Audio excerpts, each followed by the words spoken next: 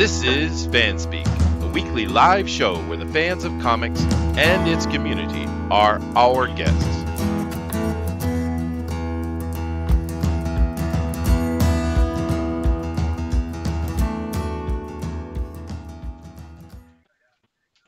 All right. Well, hello, and welcome to the show, everybody.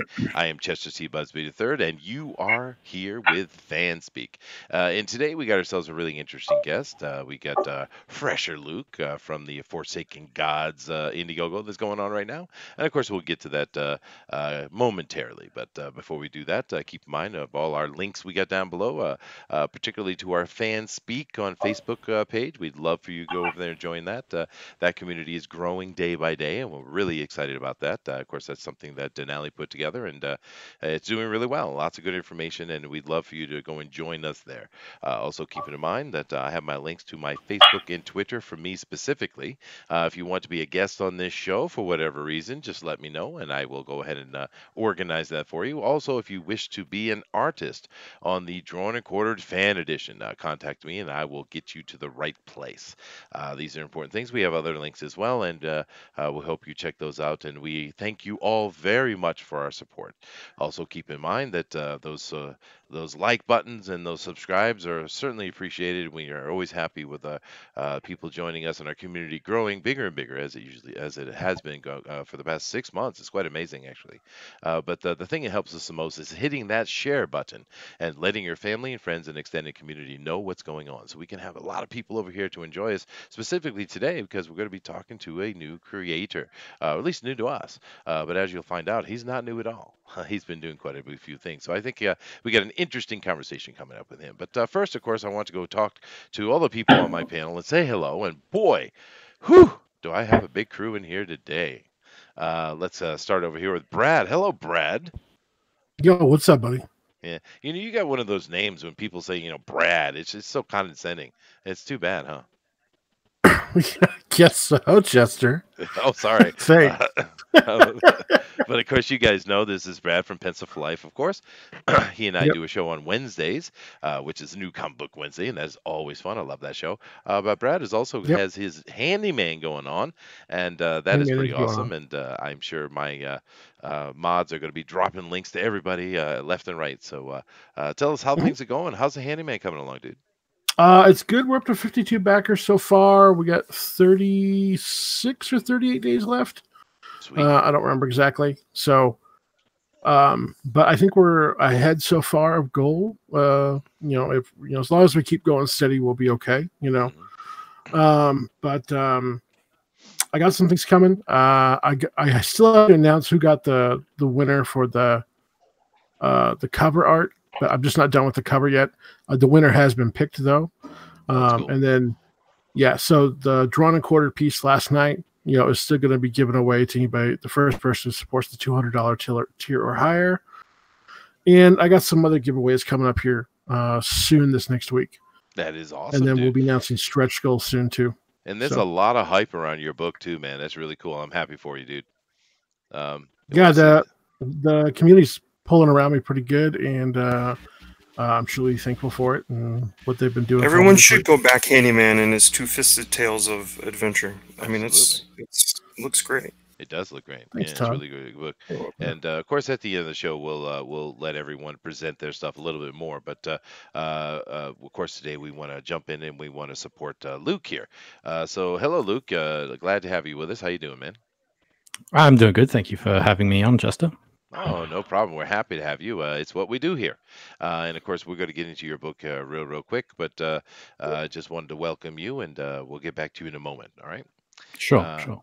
Moving on, we have George. Hello, George. George, of course, is the creator of Joe King, amongst many other things. And George is quite the knowledgeable fellow, particularly when it comes to the economics and the logistics of our business. So how's it going, George? Greetings, everyone. It's going good. In case any one of you needs some money or anything like that, I got this great card game and a couple of craft dice. We can play and figure something out. Yeah. Nice try, George. Nice try. Okay. All right. Moving down, of course, we have the creator of Ignition, the artist on Graveyard Shift 2, as well as a member of the Tales from Beyond the Gate crew, which is another Indiegogo that is going on right now. Keep in mind that, of course, IndieCron is a sponsor of this channel, and go check that out. You can see all the cool comic books that are coming out in this indie revival, and one of those is the Tales from Beyond the Gate, and we appreciate all the support you guys have been giving for that. But how you doing, Todd, man? Oh, I'm doing great. I have a plan. My plan is to talk through the intro, the outro, until a piece of my art makes it into the intro. I see. I So- see. Now we can change intros. You know, I create intros all the time. So if you really are desperate for me to make a new intro, we can talk, dude. But other than that, keep in mind that I can drop kick across oceans. You know that, right? Oh, that's right. That's right. Yeah. Goddamn Godzilla sizes Chester. That's right. Cool. Look, nice to have you here, Todd. Though. Oh yeah, thanks for having me. No. Moving down the line here. Of course, he is the wielder of lightning, the holder of oiled things, Thundero. Wait a minute. I didn't sign up to hold oiled things. What happened there? How'd that get Holding added to booster my now? repertoire? Well, I had to reference Booster somehow. Hello, You have a Chester. repertoire? Put that thing away. Don't worry. It stays securely fastened. Don't worry. How is Chester tonight? Chester is happy and exuberant. He has coffee, he has cigarettes, and he is also here with his friends. So, yay, Chester. Aw, yay, Chester. Cool. Well, welcome, dude. And of course, we are always joined by the Denelli Lama, the great finder of news. How you doing, dude? I'm doing awesome. It's 8 o'clock and the sun is still shining. I hate daylight when they do the switch. It always messes up all the rhythm. But I'm happy to be with everybody here. Talk about comics. Talk about with our guest, Forsaken Gods, and we're gonna see what's gonna happen. So it's gonna be awesome. I think so, and I do think that the America should probably drop that daylight savings. I mean, especially seeing as we have light bulbs and such now. It might be time. Light bulbs. It could be time. But it was mainly created for farmers. I get it. But anyway, thank you very much, Nelly. And of course, ladies and gentlemen, as always, I will come over to the chat and interact with you guys in a momentarily. But we must, of course, first get to the chairman himself, Mr. DeWolf, because he has an address to give. And I have a feeling, you see, he's dressed down. He's in his military look today, and he's serious. Chairman's serious. Get down. Go ahead, man. I stand with Brad. So do I. Or at least that's what I keep hearing all week long. And I had to ask myself, do I stand with Brad? I don't know. Maybe I do. Maybe I don't. But what I do know, I know what I stand for. And I stand for consumers being able to find a comic book and it not have an agenda to it. Or actually, it may even have an agenda, but I'm not beholden to that agenda. If you go ahead and put out a comic book and it has one, it's my opinion whether or not I'm going to buy it or not. It's how this whole independent comics movement started that was then labeled Comicsgate. You know what I also stand for? I stand for creators being able to create the comic that they want, being able to hold their own opinions and actually have other friends and acquaintances, maybe other writers and artists that they deal with trying to create their product. And that's okay. We all want that. We want every single person to grow this community. And if they hold a different viewpoint and they actually go along with somebody else, they talk to someone else, have a different agenda than somebody else that's within the community, that's okay as well, because we want everyone out there making great comics. We don't want them pushed out. That's also what I stand for, that no one should have an agenda placed upon someone else. And if you push that person out, you're pushing away more people. And what we want is to be more inclusive. We want to grow this movement until we can't stand it anymore. That is what I stand for.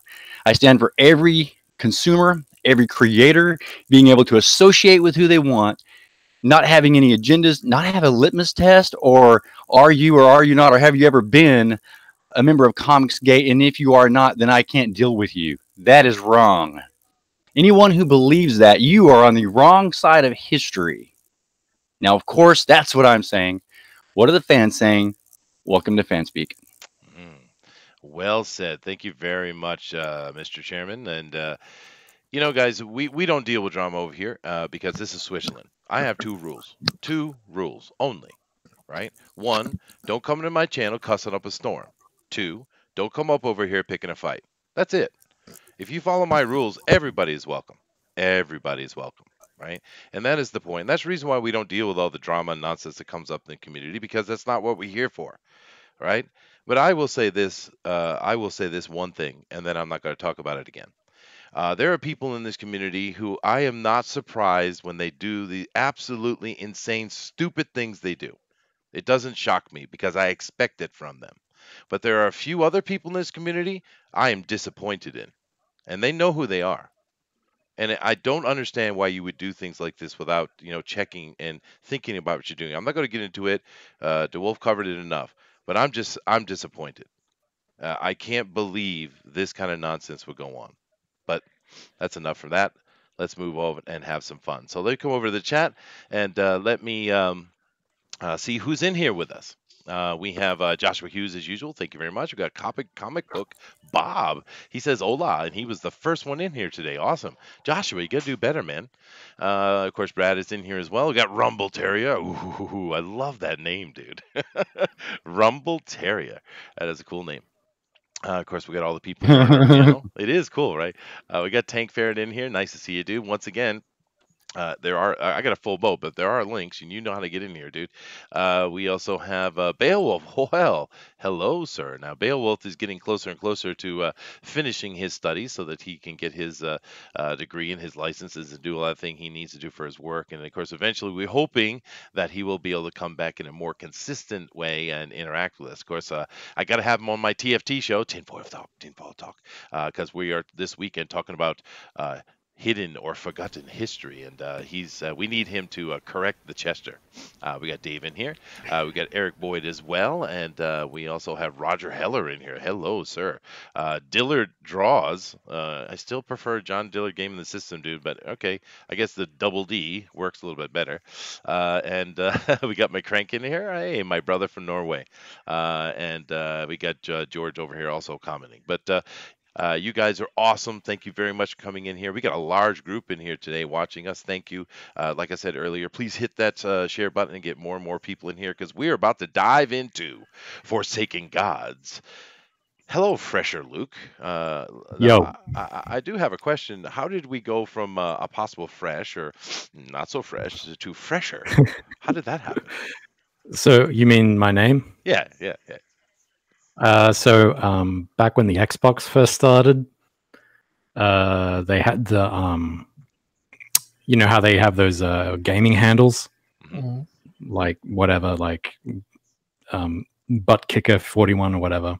I wanted a particular handle and it wouldn't give it to me. Someone had already claimed it, so it made a suggestion for another gamer handle, and one of those suggestions was Fresher Luke, and I was like, all right, I'll just take that, and it just kind of grew from there. So that's how that's the fabulous story of how I got that name. By accident. By accident. It's like it was algorithm. Just by algorithm. Yeah, pretty much. Kind of like how Childish Gambino got his name through the Certified Fresh. Yeah, Certified Fresh through the what was it? The Wu-Tang name generator. Oh, really? Oh, goodness. Yeah. Gracious. So yeah, I'm more boring than that. I tend to take my names from historical things, and they yell at me when I mention those things, so I won't. Oh, not history again, Chester. Yeah, here we go again. See. I can't even mention it once, Luke.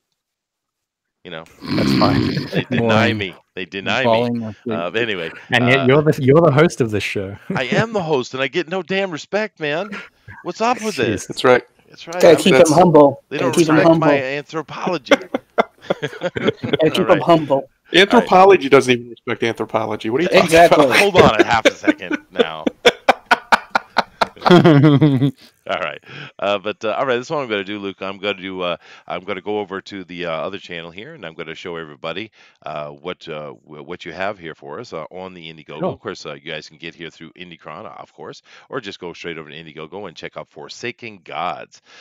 So let me come over here and share with the panel so they can all see what we're looking at, and we just want to kind of go through the project first and Sure. tell us about what you're doing here and how it came to be, and then we'll get into you a little bit more. All right. Sure. So this is Forsaken Gods. It's Indiegogo that I started, I guess, 14 days ago. As you can see, it's already got 7% raised. And basically, this came about after a lot of the people that a lot of my followers on Instagram that I post a lot of my drawings onto. They were really responding to a certain set of characters that feature within this book. No, that's cool, dude. And I see you got your little intro blurb up sitting up top here. It's Yes. In a fantasy world ravaged by war, one woman discovers an ancient horror that's really friendly. Awesome. Yeah. So tell us about your overview here. Give us that 1 minute elevator pitch. Oh, the 1 minute elevator pitch. Yeah. So this is issue 1 of potentially a longer series, hopefully, if it gets funded. So it's basically the origin or the introduction. It stars this woman named Samara, and she lives in this fantastical world of magic and monsters. Mm-hmm. And she's an archaeologist in this world, and she's like me. Oh, well, there you go. And so she's really interested in this ancient war between the gods that happened like centuries ago, and sort of uncovering, the reasons behind why it happened. And one of the byproducts of that war was a lot of the weapons and a lot of the things that the gods made to try and kill each other were left behind in these dungeons and sort of buried everywhere. And so she kind of goes around trying to find these things. And so she on an expedition to this particular one, her entire party gets killed, and she awakens one of these weapons, who just happens to be a giant flaming skull, and named Skull Knight. And he saves her, and she's kind of freaked out by the parents, and it all just kind of like is supposed to kick off from there into the next issue. The last expedition that I remember was done by Marshall, Will, and Holly. It's true. Yeah. Wise ass. I know. It's a good one. But the problem is that is so dated. You are showing yourself to be an anachronism there, sir. I only have to touch one person. Wait, that's the wrong word. Oh, goodness. That was a great show, though. I liked that when I was a kid. But yeah, no, dude. I'm sitting here just kind of scrolling through your page, and we got some really cool art. You got a lot of writing and information for people to go through, which is cool. Yeah. But I think I'd like maybe have the art a little higher on the page. What do you guys think? Maybe I'm wrong. What do you guys think? I have the art higher, but he's got a lot of information, which we tell people to do, right?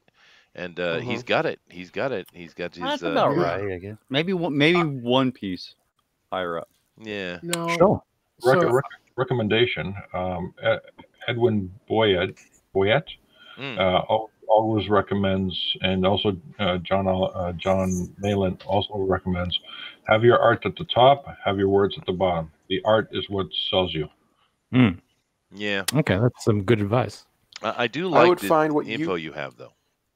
Oh, I thank would find what you consider to be your best, most encapsulating art that you got. That I like thing. this one right that. here. Yeah. This should be Yeah, so top this is- for sure, dude. This is going to be the poster that is part of one of the backing tiers, and I'm planning on making it like a very big poster. So Yeah, that's what I was even thinking of when I was saying that. That was the picture I had in my mind because I was looking at this earlier. But that should be at the very top because it instantly gets your attention. Yeah, it what I- is Okay. cool, dude. Yeah. And matter of fact, you Thank know you. what I would do? I would take this picture.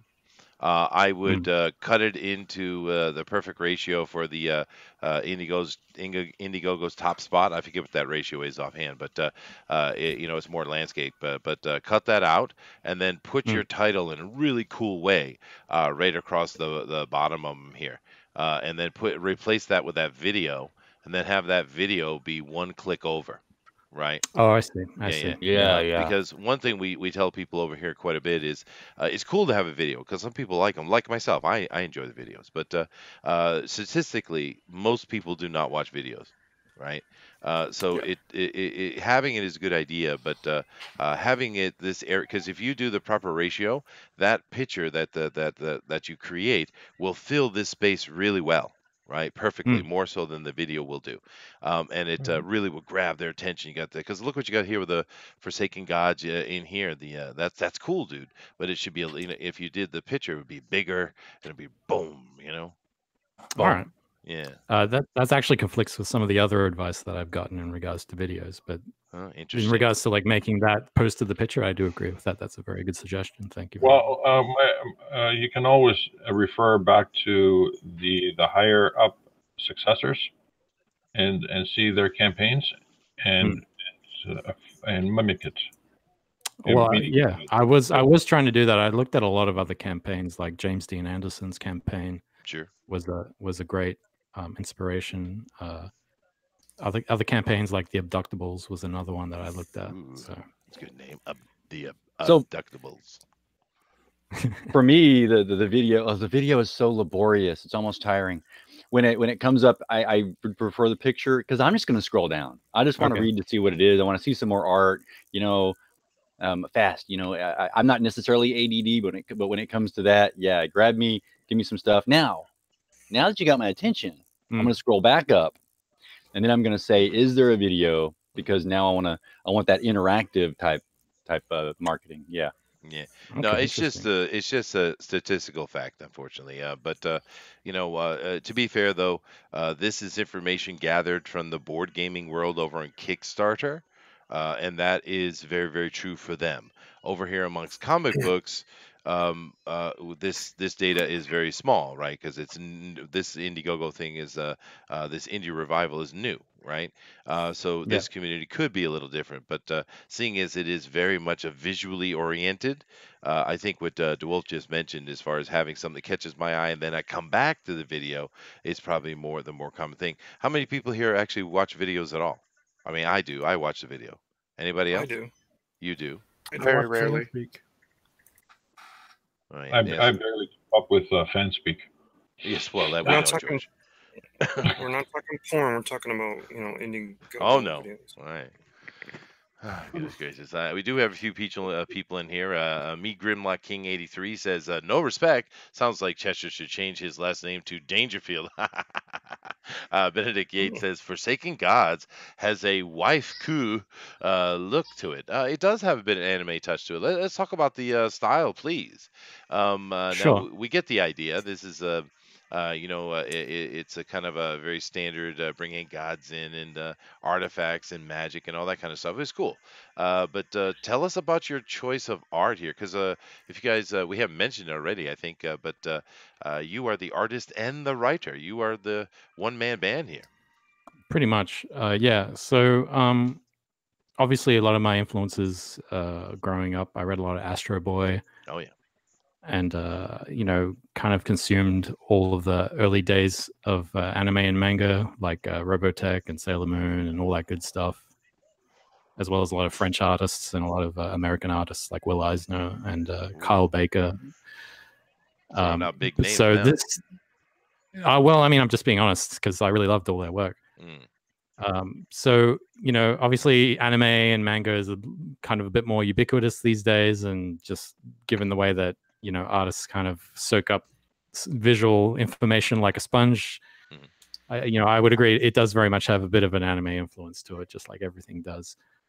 But it's very much a hybrid of a lot of the different things that I've enjoyed throughout my life and that I still enjoy today. Yeah, no, I think it looks good, man. I like the art, and I know other people here have the opinion on that. But we do have Muskie Elon says, "I backed you, Fresher Luke." Well, there you go. We got one guy already. Yeah, thank you.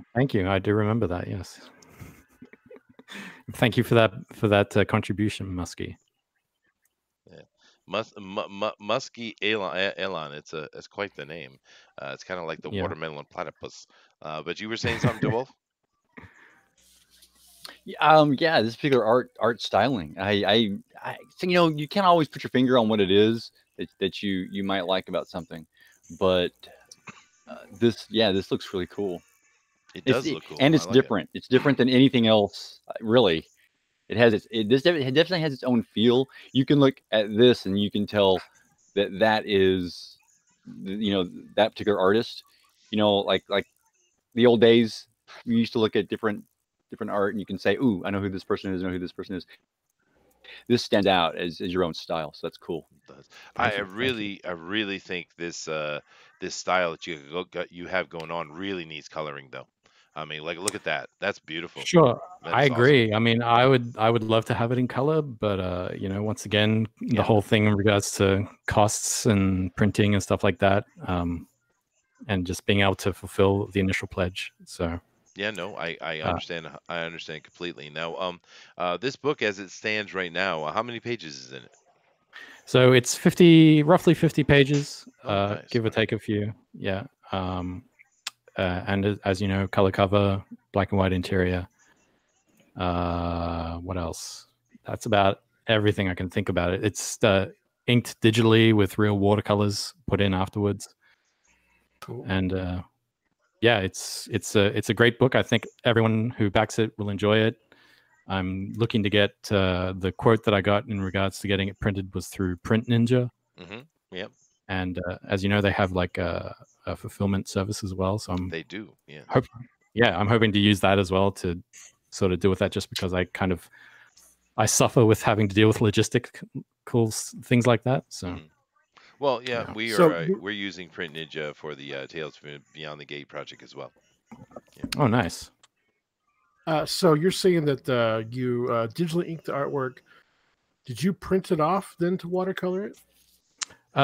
Sort of, yeah. I kind of did like it's kind of a very involved process where I kind of do like a print off on like some shitty paper that's you can just kind of like crumple up and throw away, because I then put it on a light box and then just kind of like do I guess a black watercolor ink wash on top of that, and then just scan that in and then superimpose it on the artwork. Oh, okay, cool. okay. That is cool. Yep. Yeah. I do have a very important announcement that needs to be known. Beowulf is informing us that happy birthdays to the Gary Shipman. So today is Gary Shipman's birthday. He must be, 85 now. So good for you, Gary. Yeah. I do apologize. That was necessary. That was necessary. But all right. It was very. Yes. What's going on? Happy birthday to you. No singing, George. No, George. No. Hey, you know what would be a it's great about comic gift books. for It's Gary not music. Shipman? Huh? What? That song's You know what copyrighted. would be a great gift for Gary Shipman? What? He is a day away from launching his omnibus of Packins Land. You ever be backing that? It would be a great gift. That would be, yeah. Well, it's not. The omnibus. That thing is huge. It's gonna be awesome. And I'm watching a bra commercial. Sweet. Do you guys get bra commercials over in America anymore? Oh my goodness! Yes. What are you doing? Yeah, it's just on the TV. What do you want? A couple pasty commercials. The problem is these girls don't really have boobies. I don't know why they have bras at all. I don't know. I get fashion, I suppose. But anyway, Dilladro says, Jester, this looks like this is a direct knockoff of my OC, Angry Bones. Care to explain yourself? No, Whoa. John.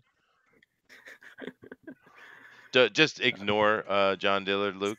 He's okay. You should definitely ignore him anytime you see him, for sure. Sure. Well, my only advice is, John, if you still think it's a knockoff, just go to my Instagram at FresherLuke, and you'll see a whole drawings of Skull Knight there, and tell me if he's still a knockoff. He can't do that. What he needs to do is he needs to back it. He needs to get it in his hand, see what's in it, and then he'll understand. Yeah, absolutely. He will. But anyway, we got a couple of people in here. I've noticed we got Dragon in here. Nice to have you there, Sue. We got Rain Bolt, and he says, "I watched the videos." Well, good on you, dude. It's just one of the things we mentioned. I think the page looks pretty good overall. Although I would move some of that art up to the top. But I think it's a nice looking project. But I think what Valen we does have a need good to do question. is get into some questions for you and start talking Sure. about some of the other things you do. And I do believe I heard Brad wanting to ask a question. So why don't we start with you? Sorry, yeah, Valen does have a good question. Is color going to be a stretch goal? It is going to be a stretch goal, yes. What There you go. level is that stretch goal? Do you know? It's undecided at this point. I'm just trying to get over the finish line right now. But Mhm. if we do exceed it, then it'll probably be whatever the excess is in regards to printing in color rather than black and white. So Okay. probably maybe a couple of extra $1,000 or something. Yeah, that's not bad then. Yeah. And how many pages was this again? So this is roughly 50 pages. Okay. Yeah. Cool. There you go. Yeah. And also, by the way, don't any of you people go tell Gary I called him 85. Don't you do it. All right. Let's Too late, see. done. I wasn't going to. I was going to say you called him 95. Oh, damn it. Okay. So, Todd, you got any questions here for Luke before we move into, in regards to the project? Yeah, just as far as the like Chester suggested color. Is there a plan to do? Maybe you do the black and white first, and then a color version, depending on how it goes. I mean, well, yeah, obviously, if it goes very well, then and there's more demand for it, and I have to go back for a reprint, then most definitely, I would definitely do a colored version. Yes. Some people have suggested that I give them an option of either they want black and white or color, but that's kind of hard to fulfill in regards to printing quotas and stuff like that. I like your coloring though. I think it's good. I like your coloring. Oh, thank you. Thank you. Because we see projects whose pencils look really good and then the inks kill it. But more than likely, what we see is projects that have good pencils or inks, and the color just murders it. Right? But this looks really good. Actually, I like it. Hey, Chester, scroll down to the first black and white. Sure. Would you? That guy there. There is some stuff going on this page. There's a lot of lighting going on here. Yeah. I mean, you got the archer, and what's interesting is this is what I'm getting from this is that these are more of the godlike beings. Yeah, so this is the opening page, so to say. There's going to be like text, it's kind of superimposed on this, and it's sort of a catch-all in regards to like explaining sort of like the war between the gods that happened before. The Titanomachy is what you're just pretty much, yeah. It's like that old what was it? Jack Kirby New Gods, kind of like the first double-page spread where it's showing all the old gods and how they all died.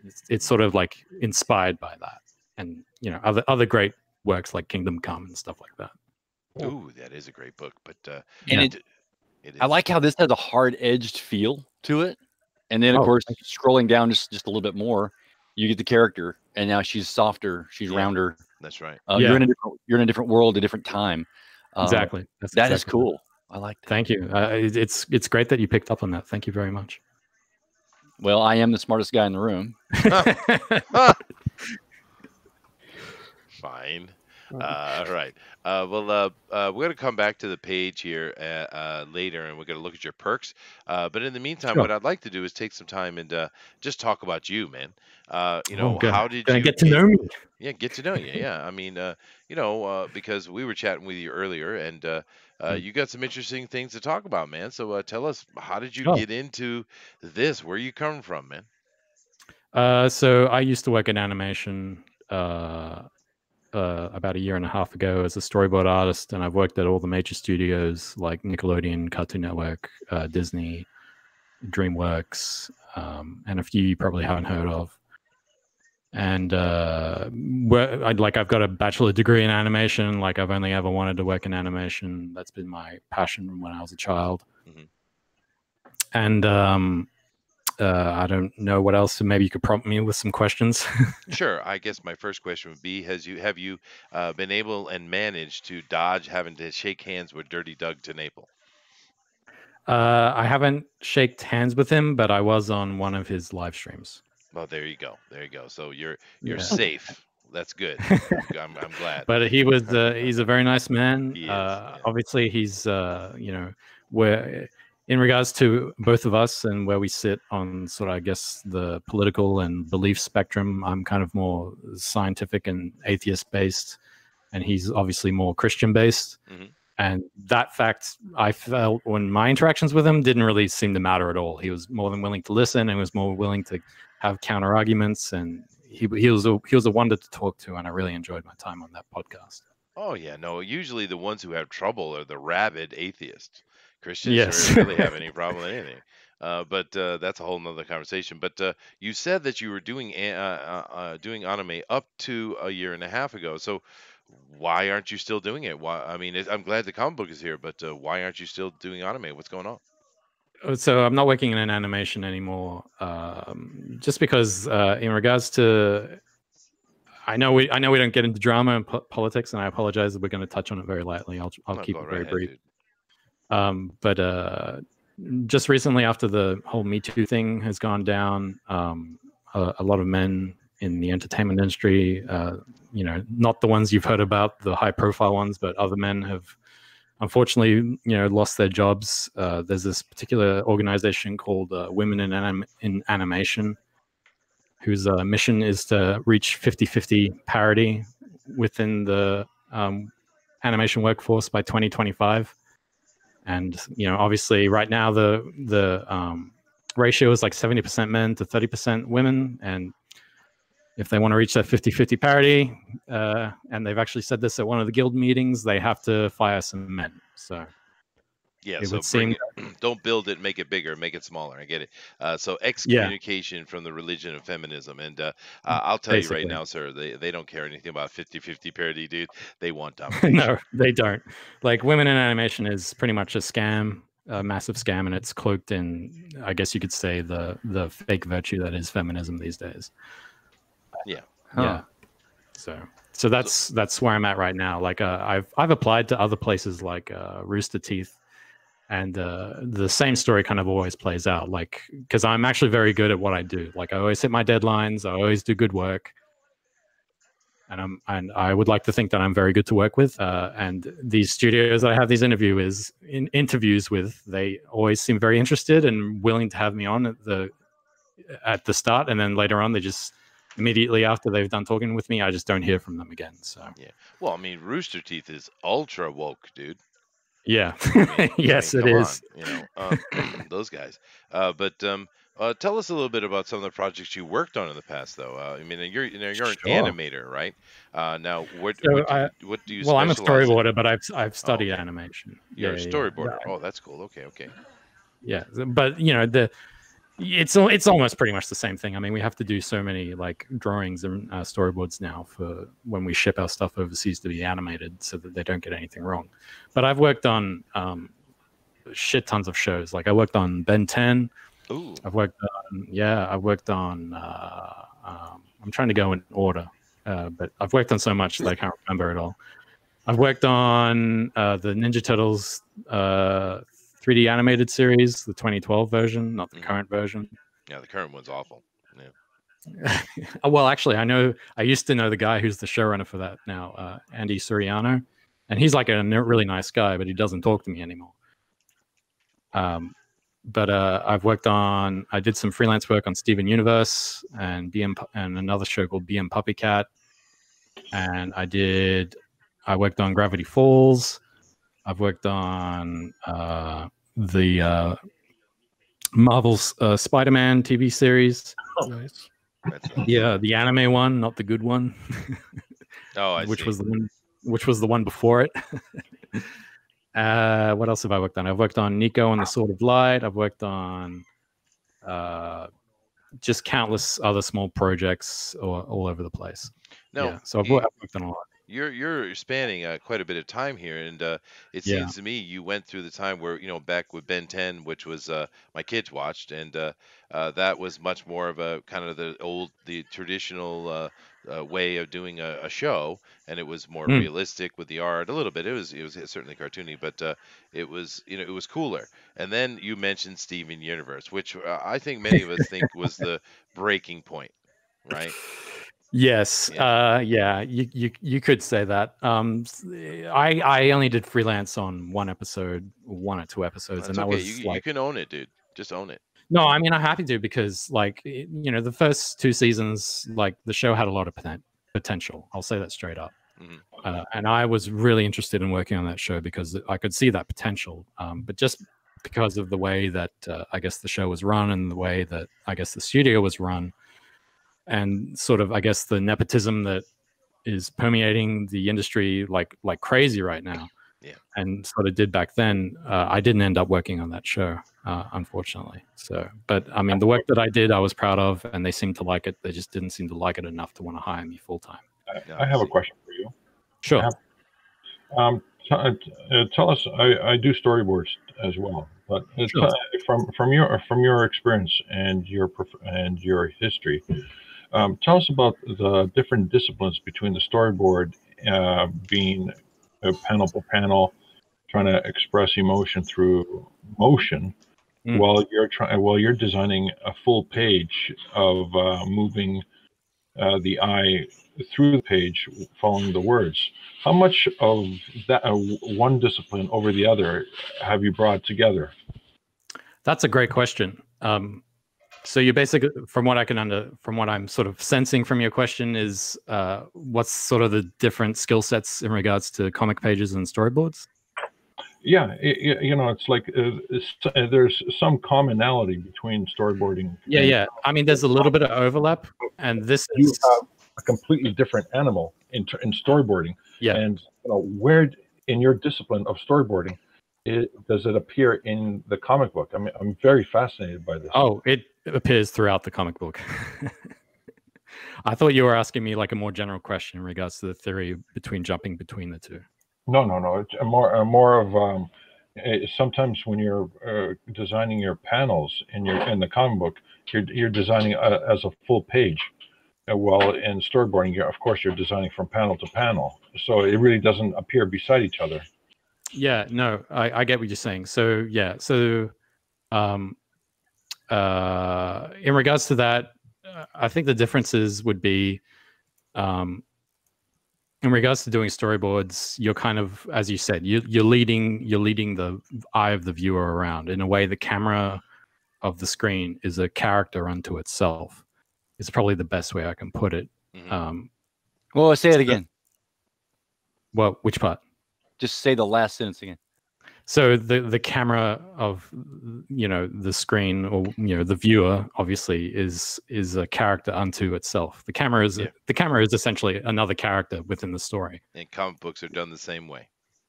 That's just not exactly. In comic books, it's more about layout and design, because one of the things is a lot of storyboarders these days that get hired, their only experience is working as a comic book artist, and then when they get into storyboarding, they can't understand why the storyboards look like shit.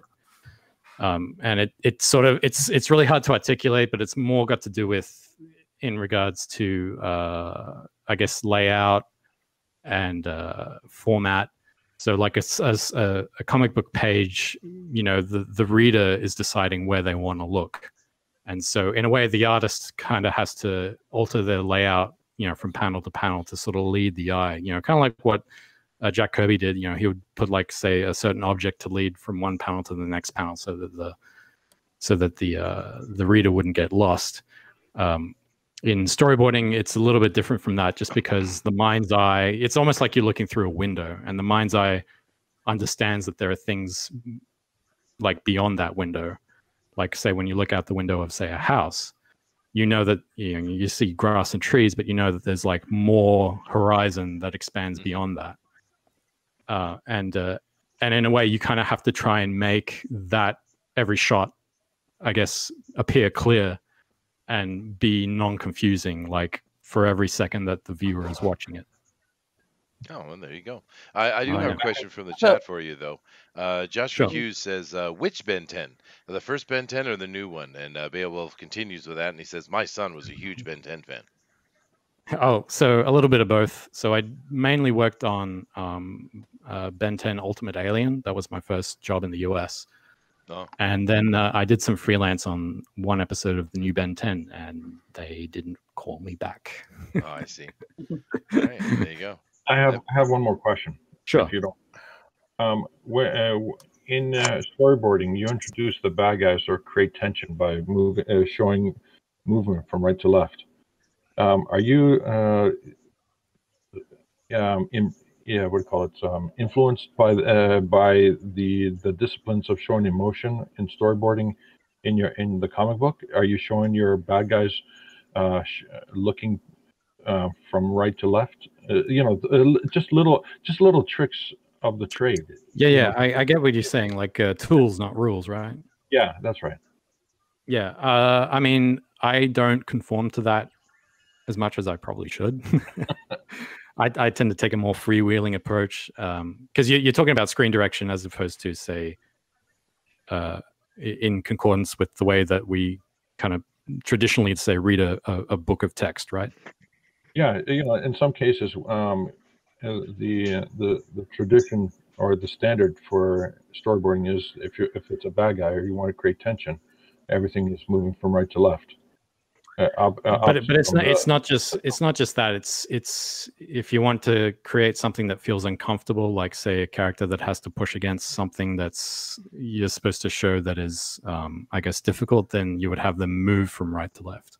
Yeah, opposed to left from right, which is how we normally say read a line of text. What are y'all on about? We're talking about some really deep stuff. Well, no, it's actually very interesting. Sounds like rubbish. Understanding how you use the movement to tell a story in the the subconscious of the viewer. That's exactly that's This is where we kind of get into sort of the psychology of the viewer and sort of like how you can sort of influence them and make them feel certain emotions and think certain things. So yeah. Okay, well, I just woke up, so you're gonna have to be patient with me. Sure. I'm cranky. This is Booster, by the way. He is our oiled bird from New Zealand, and he's probably in mourning today because his prime minister has been on the TV quite a bit, and obviously she needs to eat a hamburger. What a crazy vegan lady. But go ahead. Oh, what has that silly C word done this time? Oh, good. Right. So I was going to say, Chester. You're about to lose your gun rights, buddy. Yes, you are. Yeah. I have a question for you, Booster. I don't have any guns. Oh yeah, what's up? Because I'm from Australia. Oh yuck. At least we're not sheep fuckers. Ding. You know, mate. We may do that. Yeah, we do that, and then we send them to you, and you eat them. Oh my God! Off but anyway, the rails we go. Oh. Okay. What's your question for the pie master? So this is actually a serious question because of obviously what happened recently. Because New Zealand kind of has the same gun control laws as Australia, right? I'm just curious how they managed to get all that firepower into the country. Yeah. That's crazy. Well, Booster's not the right person to ask that question, dude. No, I'm a terrible person to ask that question. I'm not gonna lie. I'm kind of retarded. No, the simple thing about gun laws is this: gun laws only affect those who abide by the law. You see, criminals will do whatever they want and can get anything they want. That's why all these stupid laws that they keep adding to the books are stupid, because it only applies to law-abiding people anyway. That dude who went in and shot up that mosque broke a lot of laws. He's already a criminal. It doesn't even matter. None of those gun laws stopped him from getting those guns. That's right. That's the point I just made, right? So what's the point of making more gun laws? It's ridiculous. Exactly. And in fact, wasn't he eventually stopped by someone with a gun? Yeah, he was. The cops. He good guy with a gun. But no, not even the cops. No. I'm pretty sure it was big, he was tackled. Big bloody Maori bloke. Oh, really? Oh, cool. Why does that not surprise me? That is cool. Yeah, but the our hearts and well wishes certainly go out to the people of Christchurch and particularly the mosque there. That was a horrible thing, and every time it does happen, it's horrible. And the problem is, this is the point that I would take away from it, is this kind of murderous thing happens every day, actually. And the only time you see it on the news is when it happens to some Western country, first world country, right? But it happens every day throughout the Middle East and Africa, every day. Now, it's usually happening to Christians getting murdered somewhere, but that doesn't really matter. It's religious, ideological warfare that's going on all over the planet. And every day, people are getting murdered, and we don't talk about it. We only talk about it when it's something that could be virtue signaled, right? And it's kind of disgusting because the whole thing is disgusting, right? Stop murdering people, live in peace, right? Simple, simple. Okay, that's official message from FanSpeak. Murder is bad. Yeah. I hope you guys Right. Murder is bad. jotted that down. We are all opposed to murder. Just in case there was some, In case idea. you didn't understand. Yeah. But I mean, we of course it's a very sad thing, and it's horrible. Yeah, it's horrible. If we get back on subject, I got a question I'd like to ask. Go right ahead, Brad. Sure. All right. So, my question for you is, when did you grow up? Actually, what was your childhood cartoons that you grew up? I know you said Robotech and stuff like that. Well, it wasn't where you Sheep. first got We know that now. What? You just went right over Brad's head. Just, Yeah, I was like, sorry. It's So that my- sideways shade, It's like- So he saw Robotech though, and I find this interesting because he didn't see Macross. So Macross, Yeah, was- Macross is what it originally was, but Robotech was it Okay. really Macross? Yeah. Uh-huh. Yes.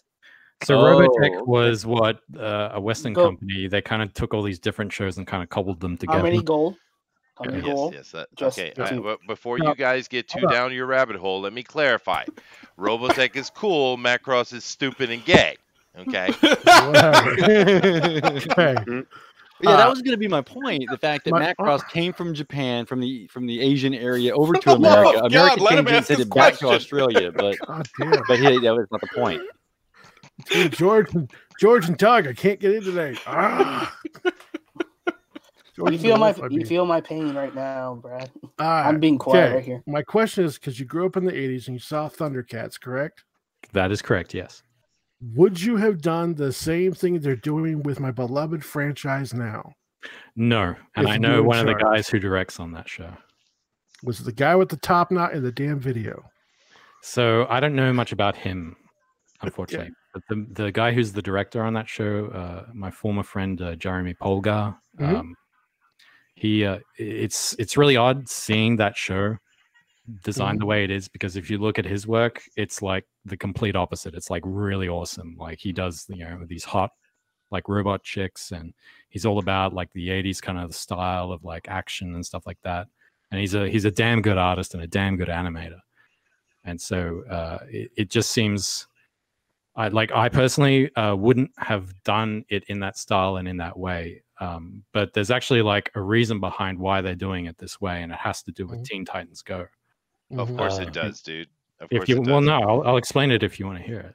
Yeah, so you go ahead. There's a sexy ass MILF over here screwing in a light bulb, so I'm just watching. Go ahead. For the love of God, what is happening? Yeah. And I'm distracted. My wife's doing yoga as well. So, you guys go ahead. Oh I'm my, busy. Uh-huh. oh my God. Right. So, So- tell us about the Teen Titans Go. All right. So when I want to hear about the MILF. Go ahead, dude. Go ahead. all right. So when the first Teen Titans, right? The first Teen Titans series. Are you aware of that one? Oh, yeah. Yes. Yes. So Yep. We are totally aware. the one that And- the one that everybody liked, which Yeah, was yeah. Right. kind of goofy but kind of action packed.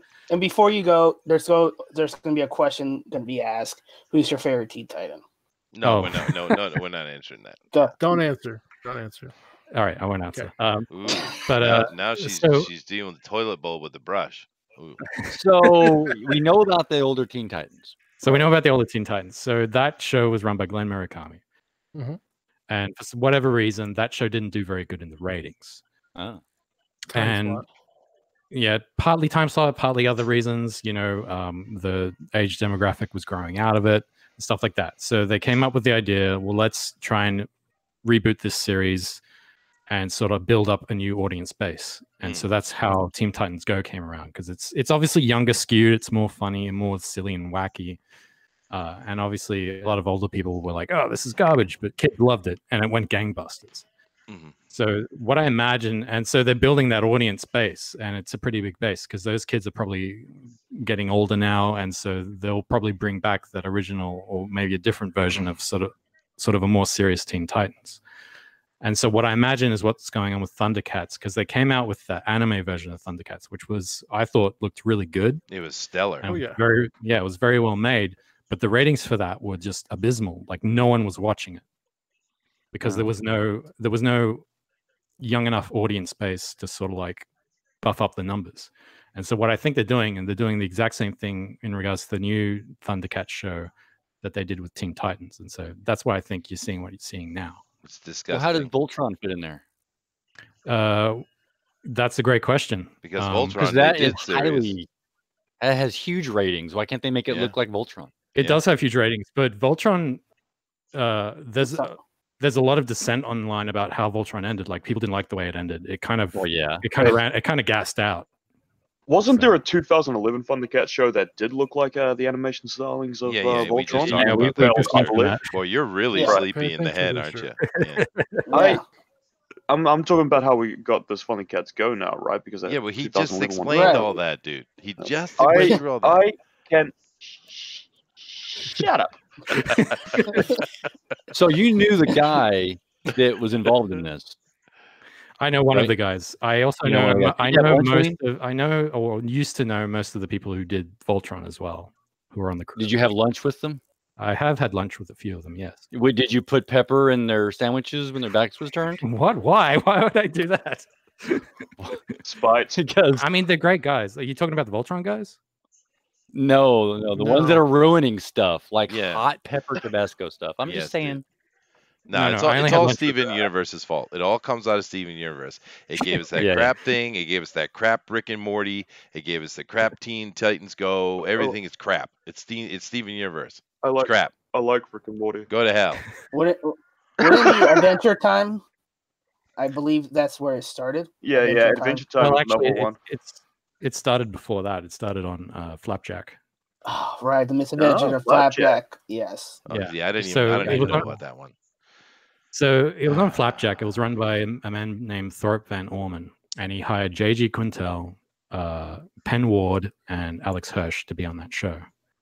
And they were let people know who they are. They're the creators of Regular Time, Adventure Times, and Gravity Falls. Gravity Falls, which I saw in your art for Forsaken Gods, the Gravity Fall influence still in your movements. I can't believe Denali knows all this information. Well, actually, my kids watch Gravity Falls. That wasn't that bad, actually. That was cute. Actually, that was much better than the other stuff.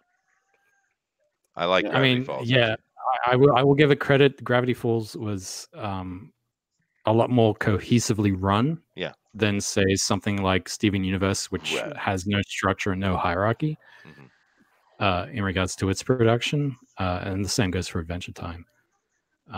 But that was still a very nightmarish show to work on. And I will leave it at that. I will not say anymore. No, right. We understand. Well, let's come back over to your page real quick, and let's start looking at your perks and things, okay? Now, I see you have a featured here, which is good. We always suggest you do that, and you got that done, so awesome. And it's $16 for Forsaken Gods comics. Straight up, dude. That's a good price, man. Thank you. So this perk is for, I understand that a lot of my fans, and there are people out there, obviously maybe some of your fans who are back some of your projects, they got bills to pay, or they just don't have enough money. Sure. And they just want the book.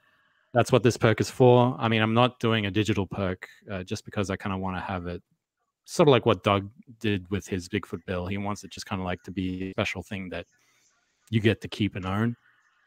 And just have in your hand and just have that old school paper smell and feel to it. That's where I like it. Yeah. So that's what that perk is for. Cool. All right. Moving down, we have a more standard perk here with the $26, and so this is we got the poster, the big poster that you've shown before, and the comic. Now the big poster. What does big mean? Like really big, like what's this like? Have you guys done any posters before? I know there's some going on, but you have to keep in mind I am a bugbear, so big is relative. So like fill up my front door. If I put that on the front door. So are you saying like about 11 by 17 size? Yeah, roughly that. Roughly Oh, okay. that. So it's that's cool. All right. Yeah. Yeah.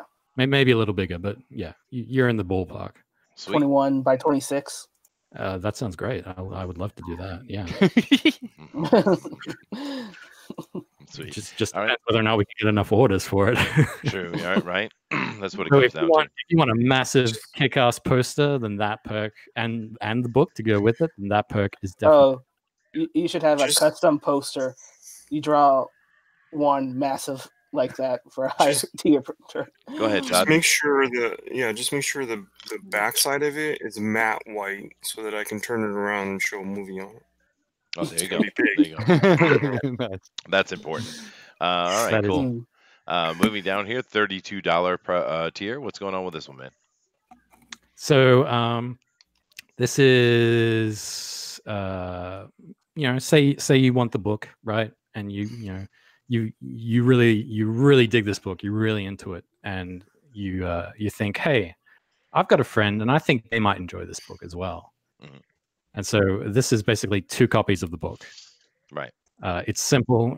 It's basically I think it might even be a little bit of a discount from the single copy of the book. But there's also the other option of, I think you were talking about it before, where someone wants to buy one and someone wants to save one. Yep. For themselves. No, this is a very common tier. The 2. Yeah. So that's just an option if anyone wants it. Maybe they want to give it to a friend. Maybe they just want to put one in a plastic bag and preserve it so they can mess up the other one, and that's fine. If they want to do that, it's theirs to do. So that's basically what I was thinking in regards to that perk. No, it's a very standard one. It's a good one that you have here. Now we're coming into like a $50 and a $60. What's the $50 one here? So this is Forsaken Gods. This is pretty much the complete package. You get the poster, you get the book, but you also get a custom sketch straight from my hand. Straight. Nice. Yeah, onto a piece of paper to your delivery box. And it can be whatever you want. I'm not the only limits that I'm placing is maybe porn and furry porn. But if you want something a little cheesecakey, man, I wanted the gender swap of Lionel as well. Damn it. Hey, if you want a gender swap of Lino, that's fine as long as he's clothed. Can I get a booster gender swapped? You can get a booster gender swapped if you want. Oh, you hello, nice buff guy. Yeah. No, I was thinking trans, but. Oh, okay. No, I like the DeWolf's joke better. It's better.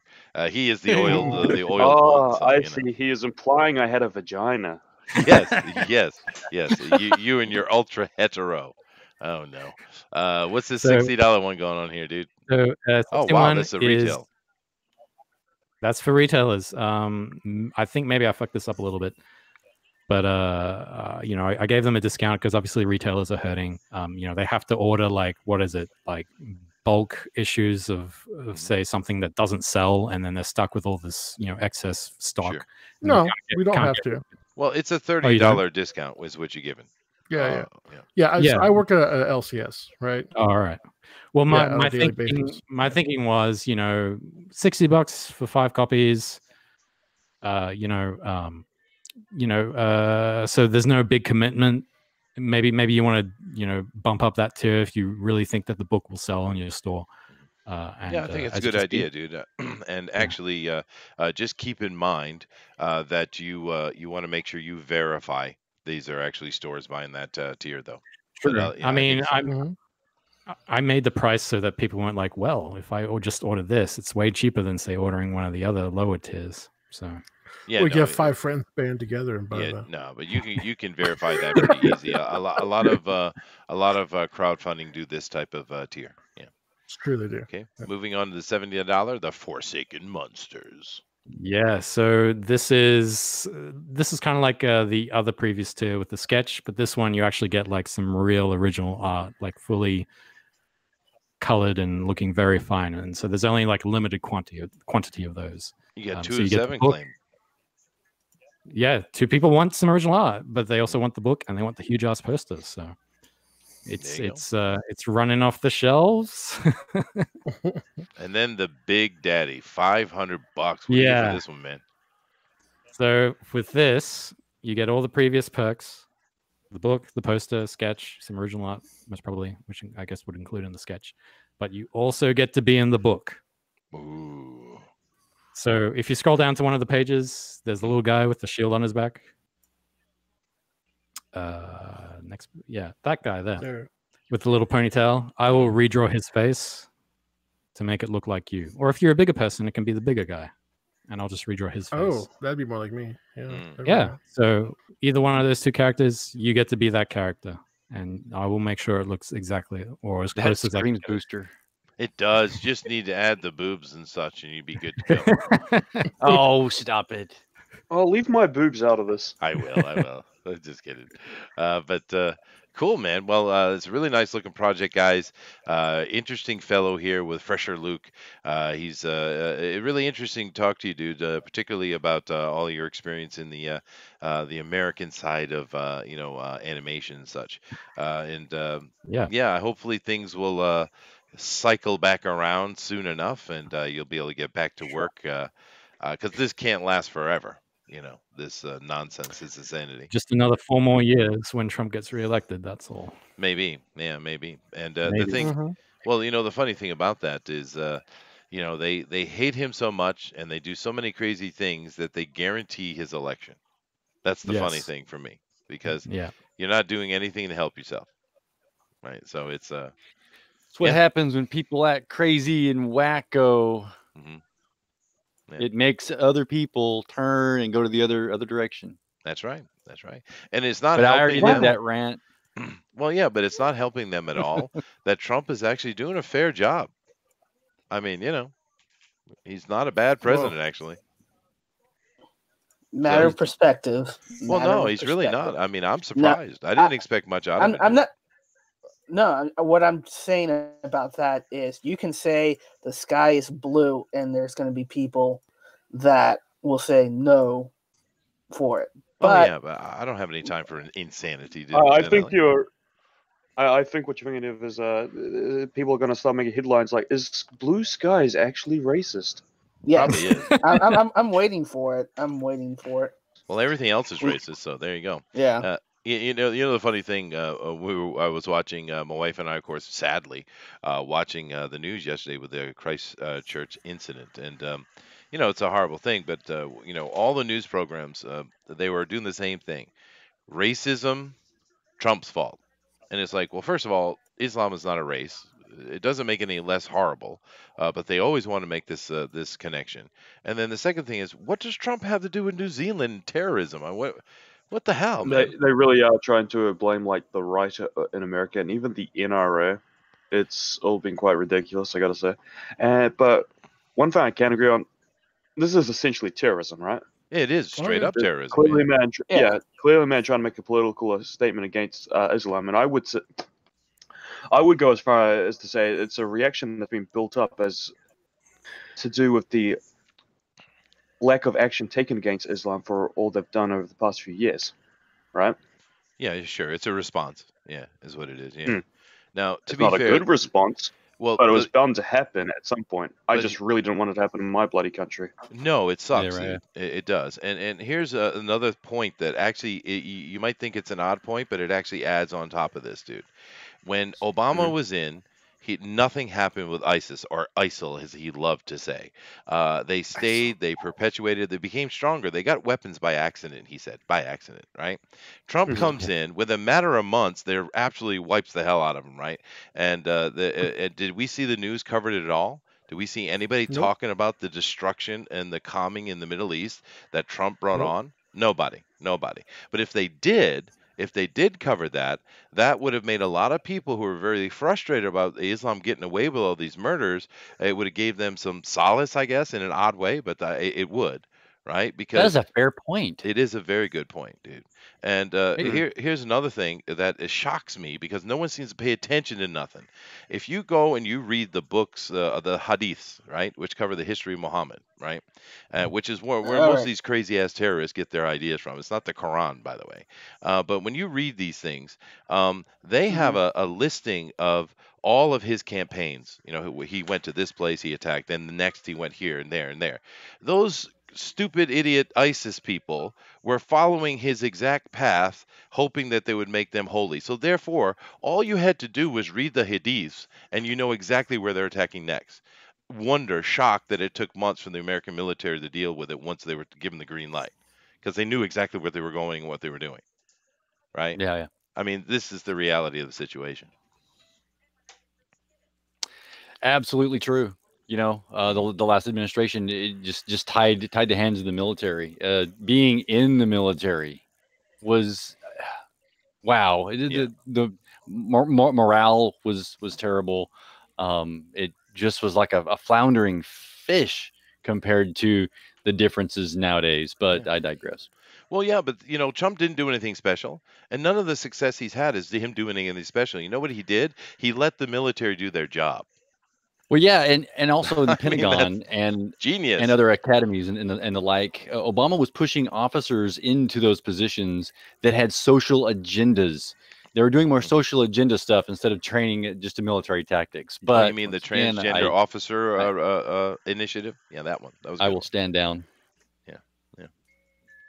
But yeah, that we've gone very Yeah. political. But Yes, you know, yes. the Christchurch thing, it needs response, and everybody has an opinion on it. And I know my opinion, and I'm assuming ours is it sucks. It's horrible, and there's no reason for those people to be dead. So anyway, Some people are talking about.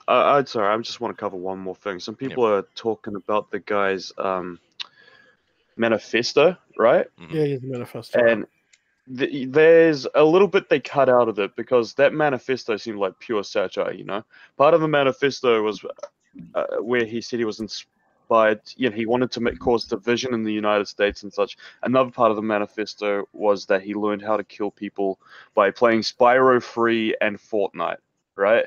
Mhm. And then he shouted, "Subscribe to PewDiePie" before he killed people. That the guy was a troll and probably a bit of a whacker. well, and it also So seems we can't really take any thing for his on his word from that manifesto. No. well, no, but it also seems a bit convenient. You know, I'm not going to get into that because that's for TFT conspiracies. But too Was he soon? connected to For your Comicsgate at Sunday all? show. He might have been. No, He might have been. He And bought and Yeah. just he he wasn't bought Doug Australian as well. TeNaples' Bigfoot Bill. Oh dear. Maybe But it's just yeah, no, he's just a whack job, man. And we keep talking about the one guy, but there was like 4 people arrested. So anything on that? I mean, know. you're in New Zealand. Is there any information on the other 3? No, not that I know of, man. Yeah, but I think he's just reading Kwanzaa's new book. Oh, yeah. God. Gracious. Anyway, let's get back White to Luke real Lines. quick before we move into our news. But Luke, thank you very much for coming and joining us today and showing us your book, dude. It looks really cool. Sure. It's you're a very interesting fellow. There's some really good art here and interesting story idea. So you guys definitely go over to Indiegogo or go through Indicron. You're on Indicron, so we I can am. Yes. and go over and check this out and support it, guys. We want to support as many things as our wallets can handle. I don't know. I've backed well over 30 projects. I think I'm nearing 40. Denali, I'm sure, has got me beat. But what are you up to now? I can't count. Yeah, he's higher than I am, I know. But yeah, no, we want to support as many of these things as we can, guys. So go over and check it out. But what we're going to do now is we're going to shift into the news, and we're going to leave politics behind us. And of course, we'd really love it if you hung around with No, us, we're not. Luke, and covered. We're I would probably love not. to. You're Yeah. right. We're really not going to do that, though. Why are you lying to the people right now? I'm trying to be the positive, magnanimous even. There's that word again, Booster. I apologize. You must have felt so horrible. A little girl beating you in spelling. God. That's sad. It was brutal, but It was. in my defense, Shut up. But I mean, you must know what the word magnanimous means. Of course I do. I was playing enough for the I kid. thought so too. Yeah, but I do think I do think she stumped you a little bit with the resplendent, though. Resplendent. No, I've heard that. Okay, all right, cool. He's heard that. All right, cool. It's I have when a it's decent vocabulary.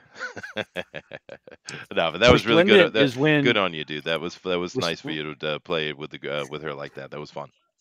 resplendent is when you have your tea and you've added sweetener and then you drink some of it and then the girl comes by, waitress or waiter, and they add more tea, and so you splendid the first time and then you resplend it so that it's sweeter again. Please stop. Jeez. Stop. God, that hurt my Dickhead. hair. Stop it. All right, here we go. Makes you want to go on to the news now, doesn't I it, am. Chester? I'm moving quickly. Here we go. Yeah. All right, guys, Denali, I'm taking off. please. You guys have a great day. Hey, later, Brad. Sorry, Yeah, guys. I'll see you, Hi, man. Brad. Have a Yeah. good one. Back handyman. Back handyman. Thanks. Later. Two fisted tails. Denali. Oh, can I talk now? Yes, dude. Nope. Okay, good. I was just waiting. So, Frank Miller's Superman Year One reveal art and release date. Oh no. So I'm like saying, are you letting the guy who hates with a passion more than Bendis draw Superman? Because they want Wait, to what? destroy He doesn't Superman, draw? dude. Bendis doesn't Superman draw. needs to be brought low. He needs to be turned into a gay black man, or else they're not happy. That's right. Oh god, who's doing the interiors? That's what I'm scared of. Please tell me In Frank Miller's fact, not doing it would be interiors. better Oh. if Superman was a trans gay black man. Just Romita because. Jr. Rumita Jr. And it's not enough. It's not enough that Superman is that. It has to be Clark Kent Kal-El. You can't make a new character and just call him Superman. No, sorry. No. Now you're just being You ridiculous. see, I know. You know I what hate I'm this wanting? art too. I hate this art. It's not good. I don't like this art at all. John Oh, Romita Rod- Jr. has a very Roderick? strange style. Some No, he's people like it amazing. though. Some people like. I hate it. Yeah, Okay. it's not my thing. I like his 80s stuff with Anna Cinti for Daredevil. Oh, yeah. Yeah. Typhoid Uh, Mary. Yeah, that's great arc, Typhoid Mary. Yeah. Blackheart. Mephisto. Yep. Good stuff. So yeah, All that stuff. So what this story is going to entail is what choice he made that made him into Superman. So we're going to see Superman making colossal mistakes. Seeing Superman not being really Superman because he hasn't gotten to that point. We've literally seen this story for 25 years. Yep. I'm so tired of it. Yep. Yeah. Enough. Just let him be Superman. Yeah, no, you know what I was really enjoying? I was really enjoying Superman being married. I was enjoying the Super Sons. I was really enjoying that. But no, we can't have things we like. No. And of course, you realize the reason why they are so desperate to tear down Superman is because he represents the perfect male. He is strong, powerful, capable, kind, intelligent, wise, and helpful. I mean, he's everything Thank you. that the man should be, right? And they can't. He's an they ideal patriarch. He is. He's a messianic figure, but he's also an ideal patriarch. Yes, he is. Yeah, and that's the problem. So after this run, Mhm. I want to see a writer and an artist get together, and I want to see art like this on a cover with the real Superman, like ripping the cover open, coming out, and it says Superman triumphant, and he's the classic guy. You open it up, and he just like rips through, I don't know, a publication company, and wins the day. I'll get right on that, dude. Okay. But yeah, not much more to say here, but it just continues, man. It really kills me because just recently we had a really good Superman thing going on, right? And it's just so quickly. And of course, we knew, they warned us. They kept saying Bendis is coming. They kept saying it, and we didn't heed the warning. We did heed the warning. There was nothing we could do about it. I know. It's like the coming of the four horsemen or something. Yep. Now, this could be interesting news, however, Denali. Right. So Claymont, Hammer, Keith, La Roca reunite with for Wolverine's Marvel 80. So Wolverine X and Wound, they're going to be all together for that anniversary 80. So it's gonna be awesome. It could be. It could Hopefully. be. Yeah. Look at that wonderful Sabretooth Wolverine Whoa. picture. Nice. Oh, Savage. oh, look at that. That's nice. The hairy That's beast. life.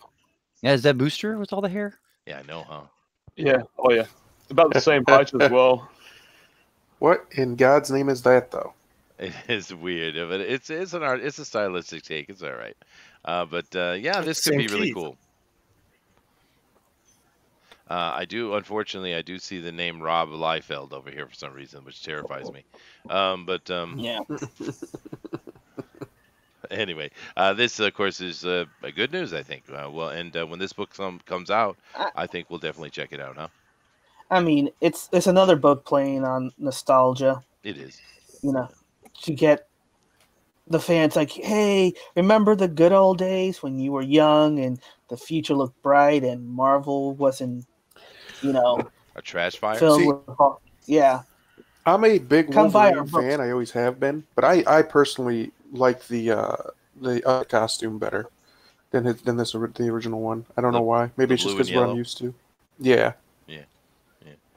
I don't know. Just I don't always been mind my this favorite. costume. I Maybe get you. you're I weird. get it. I am weird. There's no doubt about it. Oh yeah. It's true. Well, it's all that lightning just coursing through your body, and it's the problem. I get it. Correct. Hold on a second. My wife has a jacket on, and she's going somewhere with a dog. Where are you going, baby? I'm staying right here. Okay. She's going to visit her parents to bring the snacks, so yoga time's over. Damn it. All right. Uh-oh. Bye. She's leaving for her parents. Oh. Give me kisses. All right. Where's my kisses? Mm. All right. Yeah, baby. Just got ultra hetero. Ultra Dude, hetero this in is too here. hot for television. Is it? A married dude can't get kisses from his wife? What are you on about? He missed it all. All right. Ooh, I'm getting all steamy. You culturally appropriated her from other Japanese men, Chester. You should feel terrible. I know I'm a horrible person. Yes. Mhm. She's, you know what though? She's real happy about it. Oh God. Oh my. Moving on. Here we go. Go ahead, Janelli. All right. Did Disney finally get Aladdin's marketing right? No. The only way to get Aladdin's marketing right is to not make this movie. That would have been the best way to get Aladdin's marketing we right. read the article yesterday. They're making the Get Woke version of Aladdin. We read it. We read Right. that. We covered it yesterday. It's Yeah. Disney. How long have I been saying this to you guys? The problem isn't Marvel or anything. It's Disney. Disney's the problem. Right here. Related. Aladdin. Jasmine has a much stronger journey in Disney remake. Oh my God. It's like, how many Prince movies do they have, right? They have Aladdin. Mhm. They have The Lion King, arguably, right? But there's not, mainly they're princess movies, right? But nope. Yeah. Nope. Got to take this one back, too. Got to make this a princess movie, and Aladdin's going to be cucked to hell. I guarantee it. Just everything about this is terrible. The trailer they released recently was a better trailer, but it still looks horrible. I mean, you can only dress up a pig so much. You can still tell it's a pig. But it's just from top to bottom, it's a bad idea, and it's just bad casting. Aladdin doesn't look like Aladdin. I don't know who thought Will Smith would be a good genie, but they should probably be executed. Wow, that's an extreme And then step. the guy who plays Jafar is horrible. He's horrible. He doesn't have anything sinister or intimidating about him at all. You know what this should have been? Remember how they were, for a couple of years they were doing these things on TV musicals? Like they did. What's his name was in? He was Captain Hook. Yeah. This okay. should have been. This should have been one of those. Kind of a They do it stage live. thing. Yeah. They do it Stage live and they live, get yeah. it all right. Yeah, that's what this should have been. Because a movie, it's the sets are not even coordinated to look like they're from where they should be. It's just Wait, Ignition, do you mean the one with Christopher Walken? Walken, Yeah, yes, that Christopher was a Walken. disaster. Dude, that bombed That so was a bad. disaster. But yeah, that's what yeah. this could have been good for. I mean, because it's What? In a just world, this would bomb that bad, but it's not going to. Well, the reason that the Walken one was bad was quite obvious that Walken didn't read the script at all, because it was oh, clear he he was didn't know terrible. what was going on. I mean, he just showed up. Christopher I would say Walken. make this an action adventure. Yeah. Just make it serious, not a musical at all. Well, I mean, we'll see when it comes out. We always say here that wait and see. We don't know. This could be turn out to be absolutely fantastic, but it's just they keep piling this news on top of us, and we know that in hindsight that our expectations in the past have been pretty dead on, right? Like, yeah, Aladdin is. I'm sorry, Thunder. Aladdin is actually, it's open market. It has to be open market. It's a tale from, a tale as old as time. So I would say take John Stamos is the genie, right? Yeah. That would be cool. I have a question, Chester. Yeah. Would you say that because obviously they're doing all these remakes like Aladdin and The Lion King and all these from a certain era, like Beauty and the Beast from a 80s. certain era Yeah. when animation, like hand drawn feature animation, was like it was the golden age in a strange way, right? hmm Yeah. Would you say that Hollywood is or at least Disney has become so creatively bankrupt that the only way that they can think of making money is to take these classic films, which obviously, are just works of art unto themselves, that don't need to be like remastered or anything like that, and just, I guess repurposing and retooling them just to make a buck? And so most of the ones that we're seeing that are being remade are from the 90s, right? The Disney Renaissance Yeah, era. Yeah, that's right. Yeah. In the Disney absolutely. stuff, I yeah. think they're cashing Well, on the nostalgia of people that were children at the time that are now around their 20s or 30s. Sure. Yeah, Gen X, Right. I've yeah. noticed this is a trend that Hollywood does, Yeah. like repeatedly. No, of course you were right. That's exactly what they're doing. But I actually do have a little bit of information, and Denali and I both do. There Yeah. is Gary Shipman, and we go over and talk with him. I don't get over there as much as I'd like because that's a nice, peaceful place.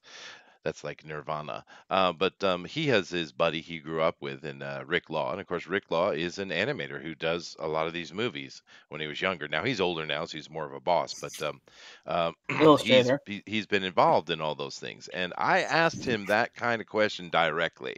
It was a little bit more diplomatic than you put it, but I've asked him directly, and he basically said no comment. Oh.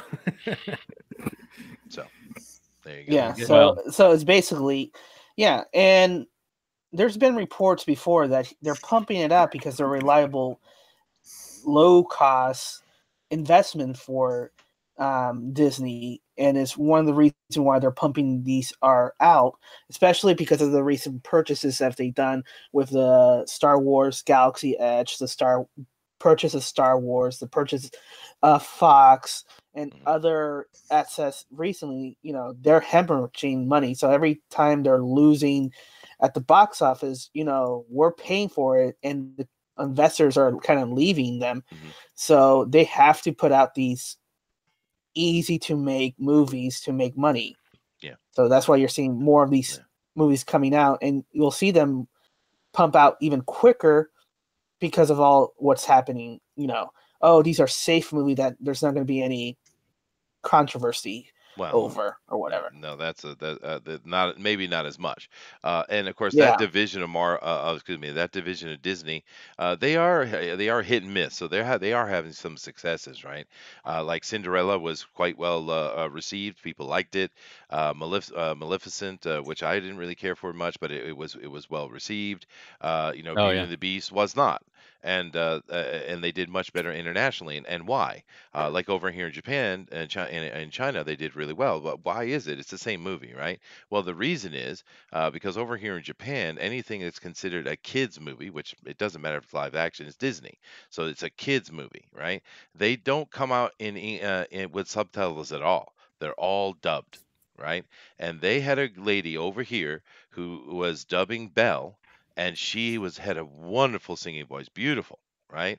And it came off well because the only problem with Beauty and the Beast was the fact that Emma Watson, whether you like her or not, the only thing about it was Emma Watson can't sing to save her life. Horrible, horrible singer, It sounded right? like she was auto-tuned, actually, Obviously, she was auto-tuned. I mean, she was a which made it horrible worse. singer. And it's like, Yeah. why did you hire her? There are so many young ladies in America who could have done that really well, right? And you can see the effect of it very clearly because overall the production movie is really good. And over here in Asia, because they were dubbed by great singers, they did really well, right? So they're very hit and miss, and I just don't like when they put the politic or who's the hotness. Oh, we got Emma Watson in our movie. Yeah, but you're cheating your fans. You're cheating your viewer base because Emma Watson's in it. This must be awesome. And then you come in and she can't sing a lick. It's like, what are you doing, dude? What would you say they are, Chester? What would I say they are? Was it hit or what? It's hit or miss with this division in Disney. Some of them are Well, successful, and some of them are not. I guess they never miss, huh?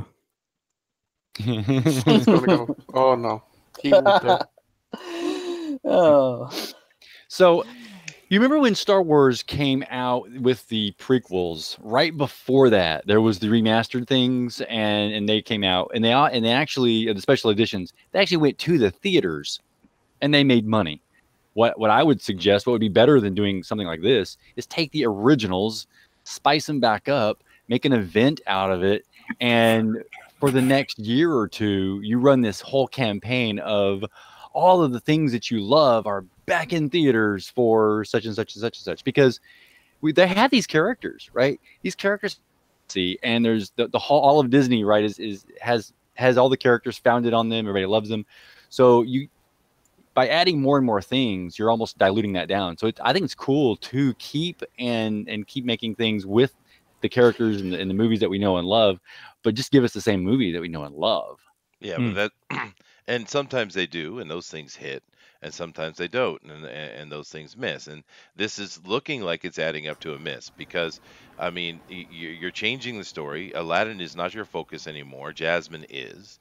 They're going to cuck him Yeah. down as much as possible to remove his importance from the story. It's kind of like I don't know if you guys have seen this. I forget what it's called maybe Star Wars Edge, or it's the one that has the where it's an animation on TV. It's a TV show, and they are you're talking about Resistance. Resistance, maybe, That's but what he's talking about. it has the retelling of the New Hope, right? And in Yeah. that they have Oh no, made you're Leia. talking about Star Wars Galaxies. I actually did storyboards Yeah. for one of those shorts. Oh, okay. Yeah, it's little shorts. That's right. But they have Yeah. Leia is front and center, and Luke is an absolute moron. They can't do anything right, and it's Yeah, all you're Leia, Leia, actually Leia, and it's like, you're talking dude. about the episode that I storyboarded on. Oh, I thought you said. But the thing is, it's like Yeah. Leia was already cool. She was already strong. What are you Yeah, I doing? can actually tell you a little bit of backstory about that. So when I got the brief for that, because I actually love that whole sequence in that film because like I love the original trilogy to death, and so the director Barry J. Kelly brought me on for that because he initially asked me to do some concept work when they were first pitching sort of the art style for that whole short series. Mhm. And he was like, and I did one of the detention scene center because I really loved it because it's like it's full of action and it's funny and everyone because Luke and Han and Chewie kind of like get into this thing and then they're just like they're kind of gung ho. They're kind of how to put it? They're kind of like we'll figure it out. We'll cross that bridge when we get to it kind of thing. And Yeah, Leia's kind of gung-ho. a bit more. Yeah. Yeah, she's a bit more orderly, right? Because she's worked in politics her whole life. And so when I did the boards for that, I wasn't trying to, I guess, push the men down to make her look better. So it was a shock for me when I saw it later on that was what had happened. Oh, So I don't know if you'd have to ask the director Barry J. Kelly about that because he's a great guy and I love all of his work. But I think it might have actually been a note from Disney itself I'm when they were sure. first doing the storyboard pitch for that short. But see, these things are insidious, dude. because that is indoctrination. That's what that It is. is. I agree. Like the sequence itself for the original one of the book, like Leia still comes off as like a very strong female lead Yeah. because that's what Lucas wanted. But the other two, they don't look like idiots in doing it. I mean, maybe Luke a little bit because he's kind of a farm boy and he's not really used to all this crazy shit going on. But he eventually gets a hang of it. Yeah, But, well, but yeah, they're overzealous and they're flying by the seat of their pants. I mean, that's what yeah, they're doing, right? And yeah, and Leia is more logical, more in the situation, more controlled, and she's like, "What a great kind of rescue you got going on, you yeah, idiots!" yeah, Yeah, but it plays exactly. wonderfully, right? You Yeah, know what I noticed? What I noticed with Aladdin, I just saw a side by side of the actor who is an actual dude versus the animation, right? A drawing of a guy, and the drawing of the guy just looks more manly. Well, because I was yeah. Well, we noticed that when we first started talking about Aladdin, right? And we mentioned that, but we kind of left it aside. But that article yesterday, particularly that we covered here, it really shined a light on what's going on, and it all kind of clicked in my head. They're going to cuck him down as much as possible because this is going to become a new princess movie. Now, I know Princess Jasmine is always considered one of the princesses, but the Aladdin isn't about Jasmine. It's about Aladdin. It's titled Aladdin, right? It's the Prince movie, but they are going to remove that, and they're going to make this all about Jasmine, and they said very clearly. And now that we know that clearly, because I wasn't thinking that at first, and then we look at that guy they chose, makes sense. He's weak, he's kind of pathetic looking, he's exactly what they need to be saved. I think they just need to bring the sexy back, man. Yeah, that'd be nice. Because in the animated thing, like Aladdin's pretty much got no shirt on. You know what I mean? Oh yeah. Yeah. Well, I mean, Mhm. even the girl isn't attractive. The girl isn't attractive either. I mean, she was really good in the Power Rangers movie. Yeah, was really she wasn't hot. bad. That was okay, actually. I think that was one of those movies that was, almost right. It was so close to being awesome. Power Rangers was awesome. I came out of that film like feeling like I was 5 years old again. No, I liked it. I liked it too. My family Nice. liked it. I just saying it, but it was so close to great, is what I mean. It was just All right. under it. But it was a good job though, good effort, especially compared to a Yeah. lot of the nonsense we see. Yeah. True. Yes. Very true. But anyway, we beaten this horse to death, but Yeah. it's sad though. This is a sad thing actually. Like with the Emma Watson thing, I get why they went with Emma because she's a superstar. Everybody knows her. I get it. It's just unfortunate, that they couldn't have found another superstar who could actually sing. But this is a bunch of nonsense, and it's really sad. And I don't think the fans are going to like it because the people who grew up loving Aladdin are going to get something that is the opposite of it. And A whole new world. whole new world. Yeah. Good timing. I turned off YouTube when I saw that. You. Denali, next piece, All right. please. Right. So, as we've been talking for the last 3 months or so since they announced Captain Marvel and all that stuff from the last San Diego Comic-Con, Kevin Feige says Captain Marvel will take the lead in the MCU. She is the new face of the MCU Bel Air. Mm. Yep. That's what we're going to get. In other words, So- Disney's getting ready to kill the MCU. Cool. Good job. Yeah. Good job. Good job. When do you want the That's shield? That's not going to happen, gentlemen. But The moment they brought James Gunn back, they're going to put the Guardians of the Galaxy back to the A list, and Marvel's going to fall back as a B list. yeah, Hey, well, Chester, remember when you were like, hey, let's trust in Kevin Feige. Who likes Hey, Chester? you know, He's a now, stand-up fella. now DeWolf and I did call for patience. We did call for, a little bit of practicality. We were wrong. I do apologize. You did not need practicality. I told you last year that Feige had said this was going to happen. This has been a plan for years. They wanted Captain Marvel to head it, and they're going to focus mostly on the female leads. They're going to get which woke, is not a problem unto super itself, woke. dude. But see, that's not a problem unto itself. It is a problem because here's why it's a problem. It's not going to work.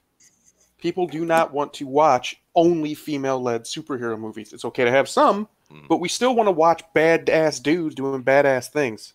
Right. There's nothing wrong with that. Well, the real problem isn't the men; it's the women. Women aren't interested in watching women, dude. The women go to these movies; they don't care about superhero movies. They go to these movies because they want to see the handsome, cut dudes, man. That's what they go. They aren't interested in watching. I go to the women. movies to look at Chris Hemsworth. Have you seen Chris Hemsworth? Oh, He's yeah, beautiful. He is beautiful. But from our point of view, it's more about respect because, the dude's put the time in, he's worked hard, he's built on his craft, he's built on his body. We respect it, right? But the ladies, it's a visual thing, and that's cool. That's the way we're built, right? But trying to go with the female leads, you have to capture the men. And they don't understand that. They think, yeah, all the feminists, the women, the women. No, they but don't. the women They don't care. Wait, how does it go? Here's the Okay, I'm all for this if they bring back Jamie Alexander as Lady Sif. Ooh. Yeah, why Just did not they gonna drop her, man? She was cool. I liked her. Oh, you're way cool. She was hot. And she was hot too. And that's the problem. She was hot, dude. What do you There think you they go. had And the what do you fighter? think they had the thin hair balding Natalie Portman in there for? Oh my goodness!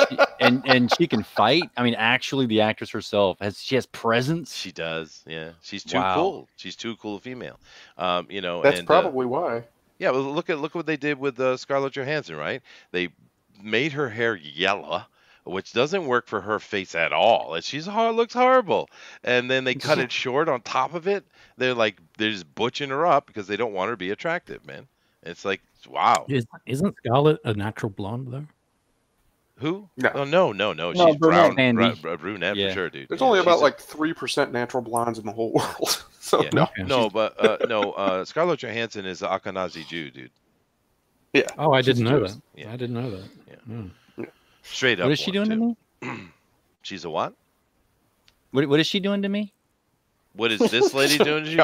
Bad things, dude. She's gonna get you. Let's move on because this was just No, mentioned. wait, let's not, because I have yet to shield this. So here's the thing. This is the part of this that actually has some form of merit.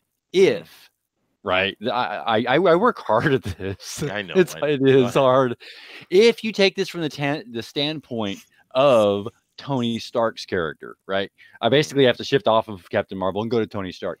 From Tony Stark's point of view, he has had to be the protector and the shield over the Earth, trying to create something to stop all of these menaces and going through PTSD, and all of this, and then finally engaging with Thanos, and then after in game, right? Then he's put an end to that. Okay, but there's still threats out there. Okay, so he has to meet someone who also can sort of take on that from him, because for him it is such a driving force inside him. He has to be able to actually hand that baton over. And I think using various dynamics, that it is a possibility that she represents something that has come out of the cosmic realm, right? From his perspective, because she just was out of the cosmic realm. She understands the cosmic realm and can be the best defender from those outside threats now, and it can hand the baton over. I'm sorry. keep I telling missed the whole yourself that. thing. I was thinking The about problem was- yoga. I don't know what happened. Okay, let someone else speak then. Well, the problem with that is if you've seen the Captain Marvel film that's just come out, like Tony Stark worked hard to create the Iron Man suit, whereas Brie Larson's character was just handed that power. Mhm. She didn't work hard. It was just given to her just because she was there. She just showed up. Yeah, no struggle. So, It's the no Mary struggle. Sue. Yeah. No merit. So already she's coming from a starting point of not having proved herself, I guess is probably a good way of putting it. She's just shown up and given Sheesh.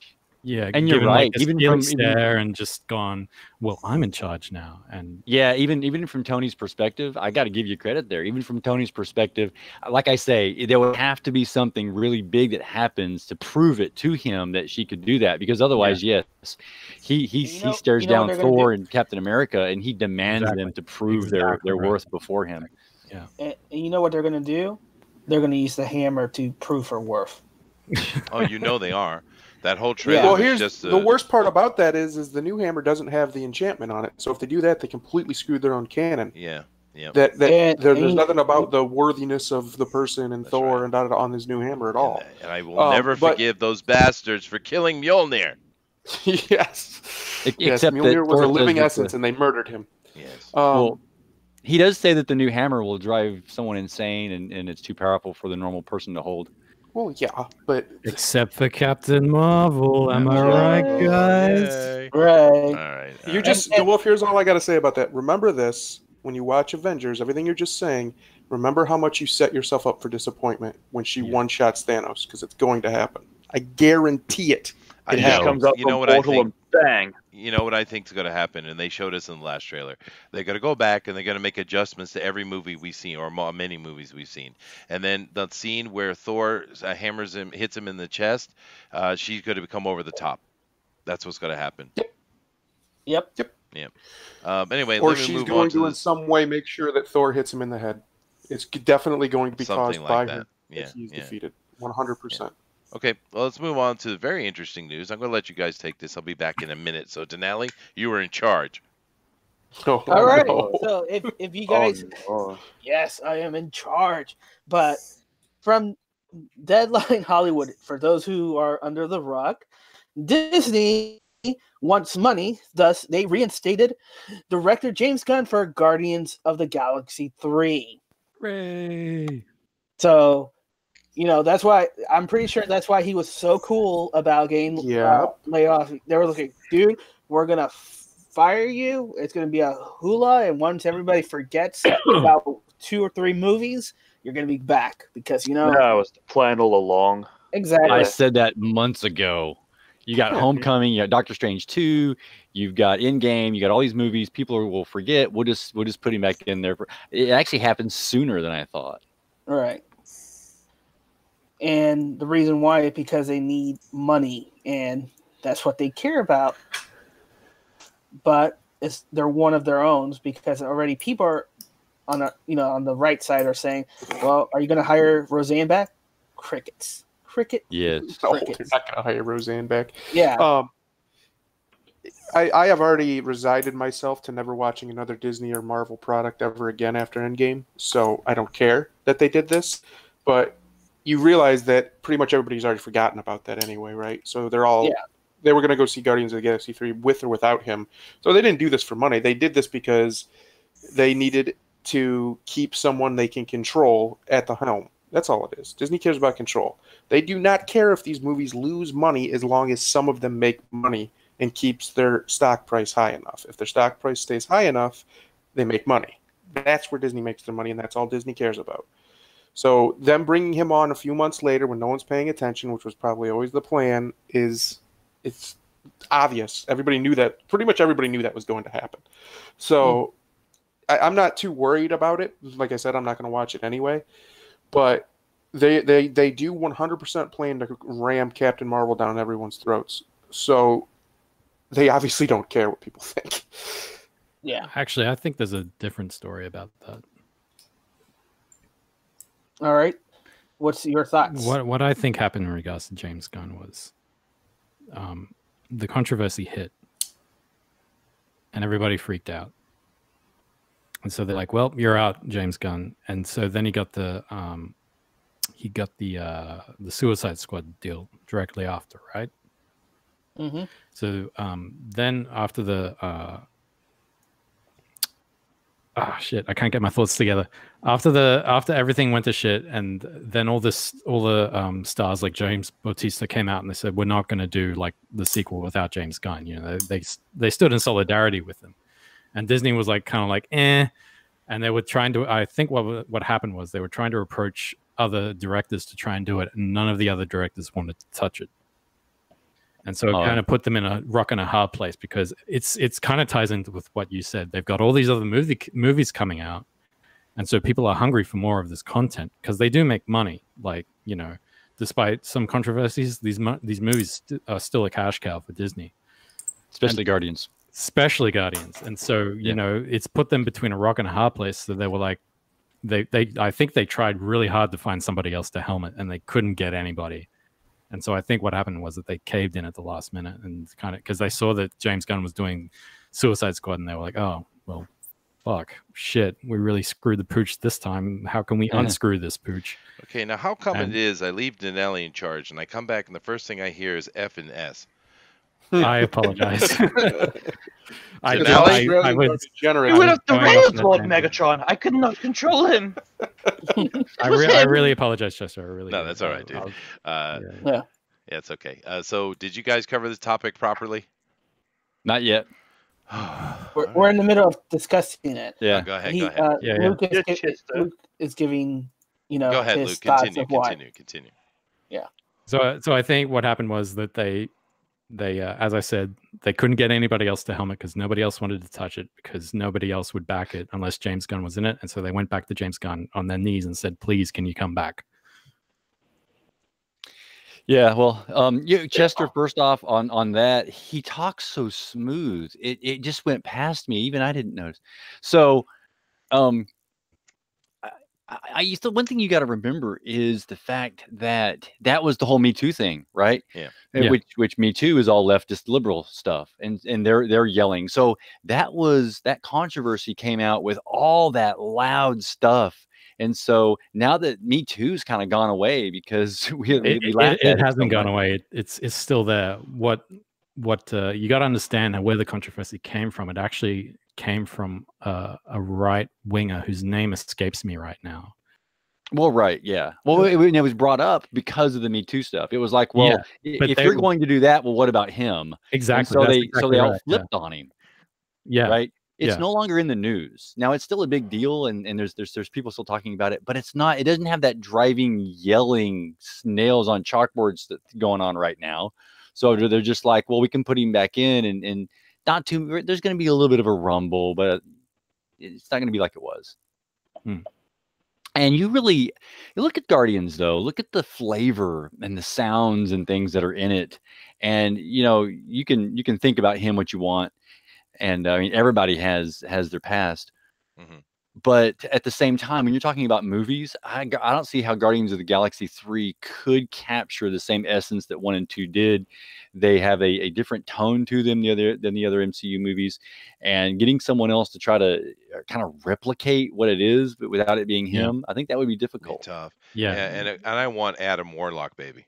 That's what I want. I want Adam Warlock too, but it wouldn't be difficult. They'd already did it with Thor Ragnarok. That was basically just Guardians of the Galaxy with a Thor theme. Yeah, but it didn't work. But it didn't feel like Thor. Yes, it did. No, that was horrible. Tons of money that movie did. That was not a good movie, dude. So Thor was failing badly, and they needed a fresh take on it. Neither is Guardians of the Galaxy 2 a good movie. Guardians of the Galaxy 1 is a good movie, but Thor Ragnarok is equally as good as Guardians of the Galaxy 2. No way, dude. Guardians of the Galaxy 2 is much better than the first one. Exactly, yeah. No. Wholeheartedly disagree. Yeah. Well, that's okay. So the thing about Adam Warlock is the Russo brothers, not Kevin Feige. The Russo brothers said they did not want Infinity War to be one-shotted at the end with a huge, powerful character like Adam Warlock. That's why they did not want to bring in Adam Warlock. Right. So the Russo brothers aren't going to do that, which means they're not going to want to do that with Captain Marvel.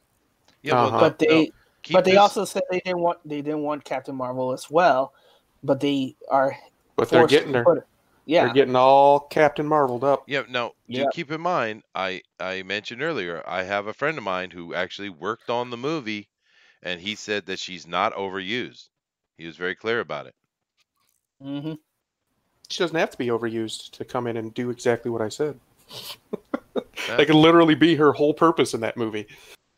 That's ridiculous. Yeah, and that would make I think that would frustrate the fans too, because we want to see the Avengers defeat Thanos. We don't want to see this character come in out of nowhere and just finish it.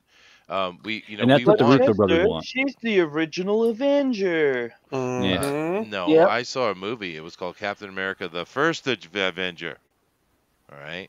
So don't tell me. That didn't mean. But that's because he's the oldest Avenger. But Captain Marvel created the term Avengers. She invented the whole word. No, she didn't. Yeah, well, she. Captain Marvel. That was Nick Fury that did. Yeah. Nope, No- not anymore. Nope, The Nick official Fury got canon of the the MCU is inspiration she did it. Yep. from So it's the Russo brothers that don't want to do that idea, though, and they represent the Mark Hamill concept here in making during Star Wars, where Mark Hamill was railing away against making certain changes. This time, though, instead of it being the actor fighting the directors, it would be the directors themselves saying, "We don't want to do that." Right. You know the But interesting but you, thing. You know the interesting thing about Mark Hamill. He's a liberal. He's an absolute liberal, right? But Mhm. at least as these things have been going on and the fans being attacked more and more, Mark Hamill has stepped up and defended the fans time and time again. Even Yeah. though he probably politically doesn't disagree too much with the people that are causing this problem. So good on Mark Hamill. You know. well, Mark kind of understands the fans, and he knows what to geek out, and he understands. If it happened to the Beatles, say somebody took the Beatles names, and this is what the Beatles sounds like. Mhm. Everybody be up in arms, saying, "No, that's not the Beatles. That's not how the Beatles sounds." Same thing. Yeah. Paul's Kind of dead. deal. Paul's dead. Just so you know, Paul's dead. Yeah. Yeah. Yeah. I'm sorry, that's Sunday This show. guy. Yes. Mark Hamill's heart was completely broken by that movie. You can It watch was. every You one of can his see it, interviews. yeah, He is a it's, broken man after involving himself with it. Yeah. You can But tell. As far as this movie goes, I'm never really particularly angry at James Gunn. I know exactly what he was doing. He was edge lording, which is very popular with a lot of people, right? I never thought he did anything inappropriate. He was just saying disgusting, horrible things to get a rise out of people. That's what he was doing, just like everybody else was doing at that time. So I was never Right, particularly angry at James Gunn, but I understand what Disney did, and so did he, right? just even had James Gunn even had me going, "Whoa, tone it down a bit, bro." Yeah, no, I Yeah. mean, it was that era. I get it, I think James Gunn handled the situation perfectly because he understood. He said, "Yeah, I get it. I understand why Disney's doing," and he didn't fight it. He was very respectful. He did it exactly right. And now, and he probably was told. He said, "Look, just play it cool, and we'll bring it back in after a while." And that's probably, and he knew, and they probably knew exactly what was going on, and it was handled well from my point of view. Some people are going to be disgusted and hateful of it, and I don't blame him because it is Disney, and it was inappropriate things for him to say. But you know, that's my take on it. Well, when you come from the richest district of all the districts in the Hunger Games, and that's what happens. Okay, why? Oh, goodness gracious! All right, guys, we're gonna have to move away from this because I do have another show coming up after this. So let me. I'll keep it on here because I'm gonna jump back over to Luke's And project. I need to go get lunch. So you boys have fun. All right, later, Booster. Later, guys. Of course, we want to thank you guys very much for coming over here today and sitting with us as we rant and rave about news. And we took a good bit of time to get to know Luke here and looking at his project, which is really cool. Once again, go over that, and if one of the moderators could throw that link up again, please. There are several projects going on, so I do suggest that you go over to Indicron and peruse the various things, and back what you think is worth backing, right? And we have, of course, George's Joe King. We have Brad's Handyman, which has got a lot of hype going around behind it right now, which is awesome. You got the Tales from Beyond the Gate, which several of us here in this panel, as well as many people across the community, are involved with. Go check that out and support that as well, please. And all the other things that are ongoing and coming out. There's some really cool stuff coming. And one of the things that I haven't mentioned before, when this whole started, last year, and we had everyone was all hyped up about Cyberfrog and Red Rooster and Lone Star, and it's all well and good. But as things went along, certain the other smaller stuff is really what caught my eye. As I've said many times, my favorite project so far was T-Bird and Throttle. Right, so I think some of these smaller projects with really good talent are things we should not overlook. It isn't just because Ethan is putting out his Cyberfork for the third time, right? Oh yeah. Right? I mean, it's Yeah. not to disparage Ethan at all. He's an amazing artist. Can't wait to get Cyberfrog. But I'm just saying, come on. Oh yeah, it's a freaking breed. Yeah, what it is, and I don't blame him for wanting to make money. I'm just saying that some of these smaller projects could deserve your attention. And we understand that not everything that's on Indiegogo is good. We get that, and we're not sitting here asking you to support things that you don't think is good. That's not the point. We're not a bunch of crazy, mindless sheep who just throw our money at stuff because you were told to. We want you to back things that you believe in, that you think are cool. The cream will rise to the top, right? But there are a lot of really good projects that you should be looking at and supporting, and we hope that you guys would do that. And we love the support that you're giving us. Do keep in mind that we do have to make one decision here before we get off the show today, and that decision is really simple, guys. What are we watching on Bunny Vision Movie Night? They Bunny Vision live. Hmm? They live. End of story. Moving on.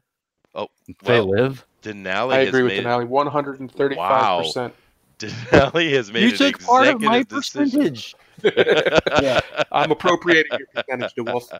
They Live must be watched. They Live is one of the most awesome, cool cult classic movies of all time. I concur, Correct. sir. I concur. So tomorrow we're watching They Live, guys. Rowdy Roddy Piper forever. That's all I got to say. You go, Hot There will Rod. never be another Hot No, Rod Roddy Piper. No, he was Ever. awesome, and I'm lucky because I grew up in that perfect time and era for Roddy Piper. Yeah, he just was... rub it in. Just keep rubbing it in. Just keep rubbing it in. Dude, I've seen him live several times at the Garden, dude. Oh, Yeah. Just rub it in. Just keep rubbing I like it in. Roddy Piper, but I only like him 65% now because that's all I've got left. I know, right? I know, right? I actually saw him fight the what was his name? I think his name was called the Anvil, maybe. Some blonde, real stocky guy, really good wrestler. What was his name? That was an amazing fight, dude. I can't remember The Hammer? his name. Talking about Greg the Hammer? Valentine, yeah, Valentine. That's it. Yeah. Greg the Hammer Valentine. That was it. Yeah, that guy. That was an awesome bout. Oh yeah. I still remember Yeah. that, and I was young, but that was really cool. It stuck in my head. Anyway, we'll talk about that tomorrow. But definitely come check us out tomorrow at 8 p.m. Eastern Standard Time, and we will watch They Live. Awesomeness. Also, keep in mind that on Sunday is TFT, Tinfoil Talk, and we're going to be talking about hidden histories. And if you like conspiracy theories, definitely come over and join us for that, because we're going to go deep.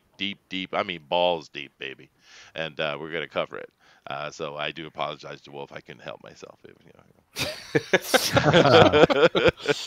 But actually, I don't know if you're interested, Luke, but if you'd like to become a member of our Discord, because I really like talking to you, actually. If you want to become a member of our Discord and join us on some a conspiracy theory show where after I'll drop on your Twitter the Discord link, and just come over there and become part of it. I drop a link in there so you can come on whenever you want. And Nick W is giving us a room, and information, and he says that that was like 1982. Yeah, sounds about right. I was like 11, 12, something like that. Yeah. Yeah, it'd be early 80s. Yeah. Yep. And they It were was running really the garden. cool. My uncle took me. Pretty sure it was at the Garden. But that was a great match. For me, there's like my top 5 pro wrestling matches. That's one of them. Another one was more recent, actually. My son liked wrestling, so we watched it quite a bit together. But it was actually Gold Dust and his brother Cody as some other, Stardust or whatever it was, together fighting against two like Polynesian guys. Man, that was a killer fight, dude. They did really good job. Anyway. Oh yeah. Anyway, so definitely go check this out, guys. Thank you all for joining us here today. And is there anything else we gotta give out here before I get out of here? Should I shill where people can Shill find it. me? Please Do shill. it. Yeah, shill, dude. All right. Yeah. Sounds good. So you can reach me on Twitter at FresherLuke, Instagram at FresherLuke, and I do have a YouTube channel. I just don't update it. I very rarely update it, and that's also FresherLuke. So, yeah. Now, I have. Please go over and check that out. But I have a question coming to me right now that I have to ask, dude. Your character is winking and blinking and closing its eyes here on your logo, and you're doing that simply by switching between pages, right? Yes. Yeah, see, the art of animation. Look at that. How clever that is. See? You got to help me out, man. My bear is boring. Oh, sure. We can get I don't know how to do it, but I know some people who do. You can have live animation that will work for you if you have a webcam. Sorry, go ahead. No. Go ahead. Yeah. Well, I was just going to say I'm just using Storyboard Pro and just kind of like switching between the things. It's super easy. Awesome. I'm intrigued. It's awesome. I want some But of it. if you just want, say, something where you can do it in any program. Say, like if you got Windows, you can use it through, say, photo viewer or something. You can just cycle through the different shots, and it just comes up with them. So, Well, what I need is angry face. I need intimidating face. I need disappointing face. I need that one. He also needs his wife's doing yoga face, but that might be just for him. That's a good face. Yeah, that's a good face. Yeah. But anyway. well, I can definitely do that for you. Oh, He can do awesome, yoga dude. for you. Thank you. I get to see No worries. Fresher Luke doing yoga. It's such a special day. No, I didn't mean yoga. I just meant dude, doing it's too faces. late. Do yoga. It's too late. It's even balls deep, even But my nevertheless, God. that's just gonna keep going. I do apologize to Nelly. But anyway, guys, I gotta get out of here. I'm actually late for something else. Sure. So thank you guys very much, and Denali, take us out, dude. All right. Well, thank you everybody for joining us. Thank you, Fresher Luke, for joining us and telling us about your experience in storyboarding and your current Forsaken Guide. So everybody help out and get it because there's only 30 days left and it's going to be exclusive for this campaign. 15 days left. 15 days left. Thank you. Seeing corrected. But as always, your perception shapes your reality. So always make it a good one. Namaste. Namaste. Gesundheit. All right, guys. Later. Aloha. This is FanSpeak, a weekly Todd's live not here to show talk where the over the fans of ending, though. comics and its community are our guests.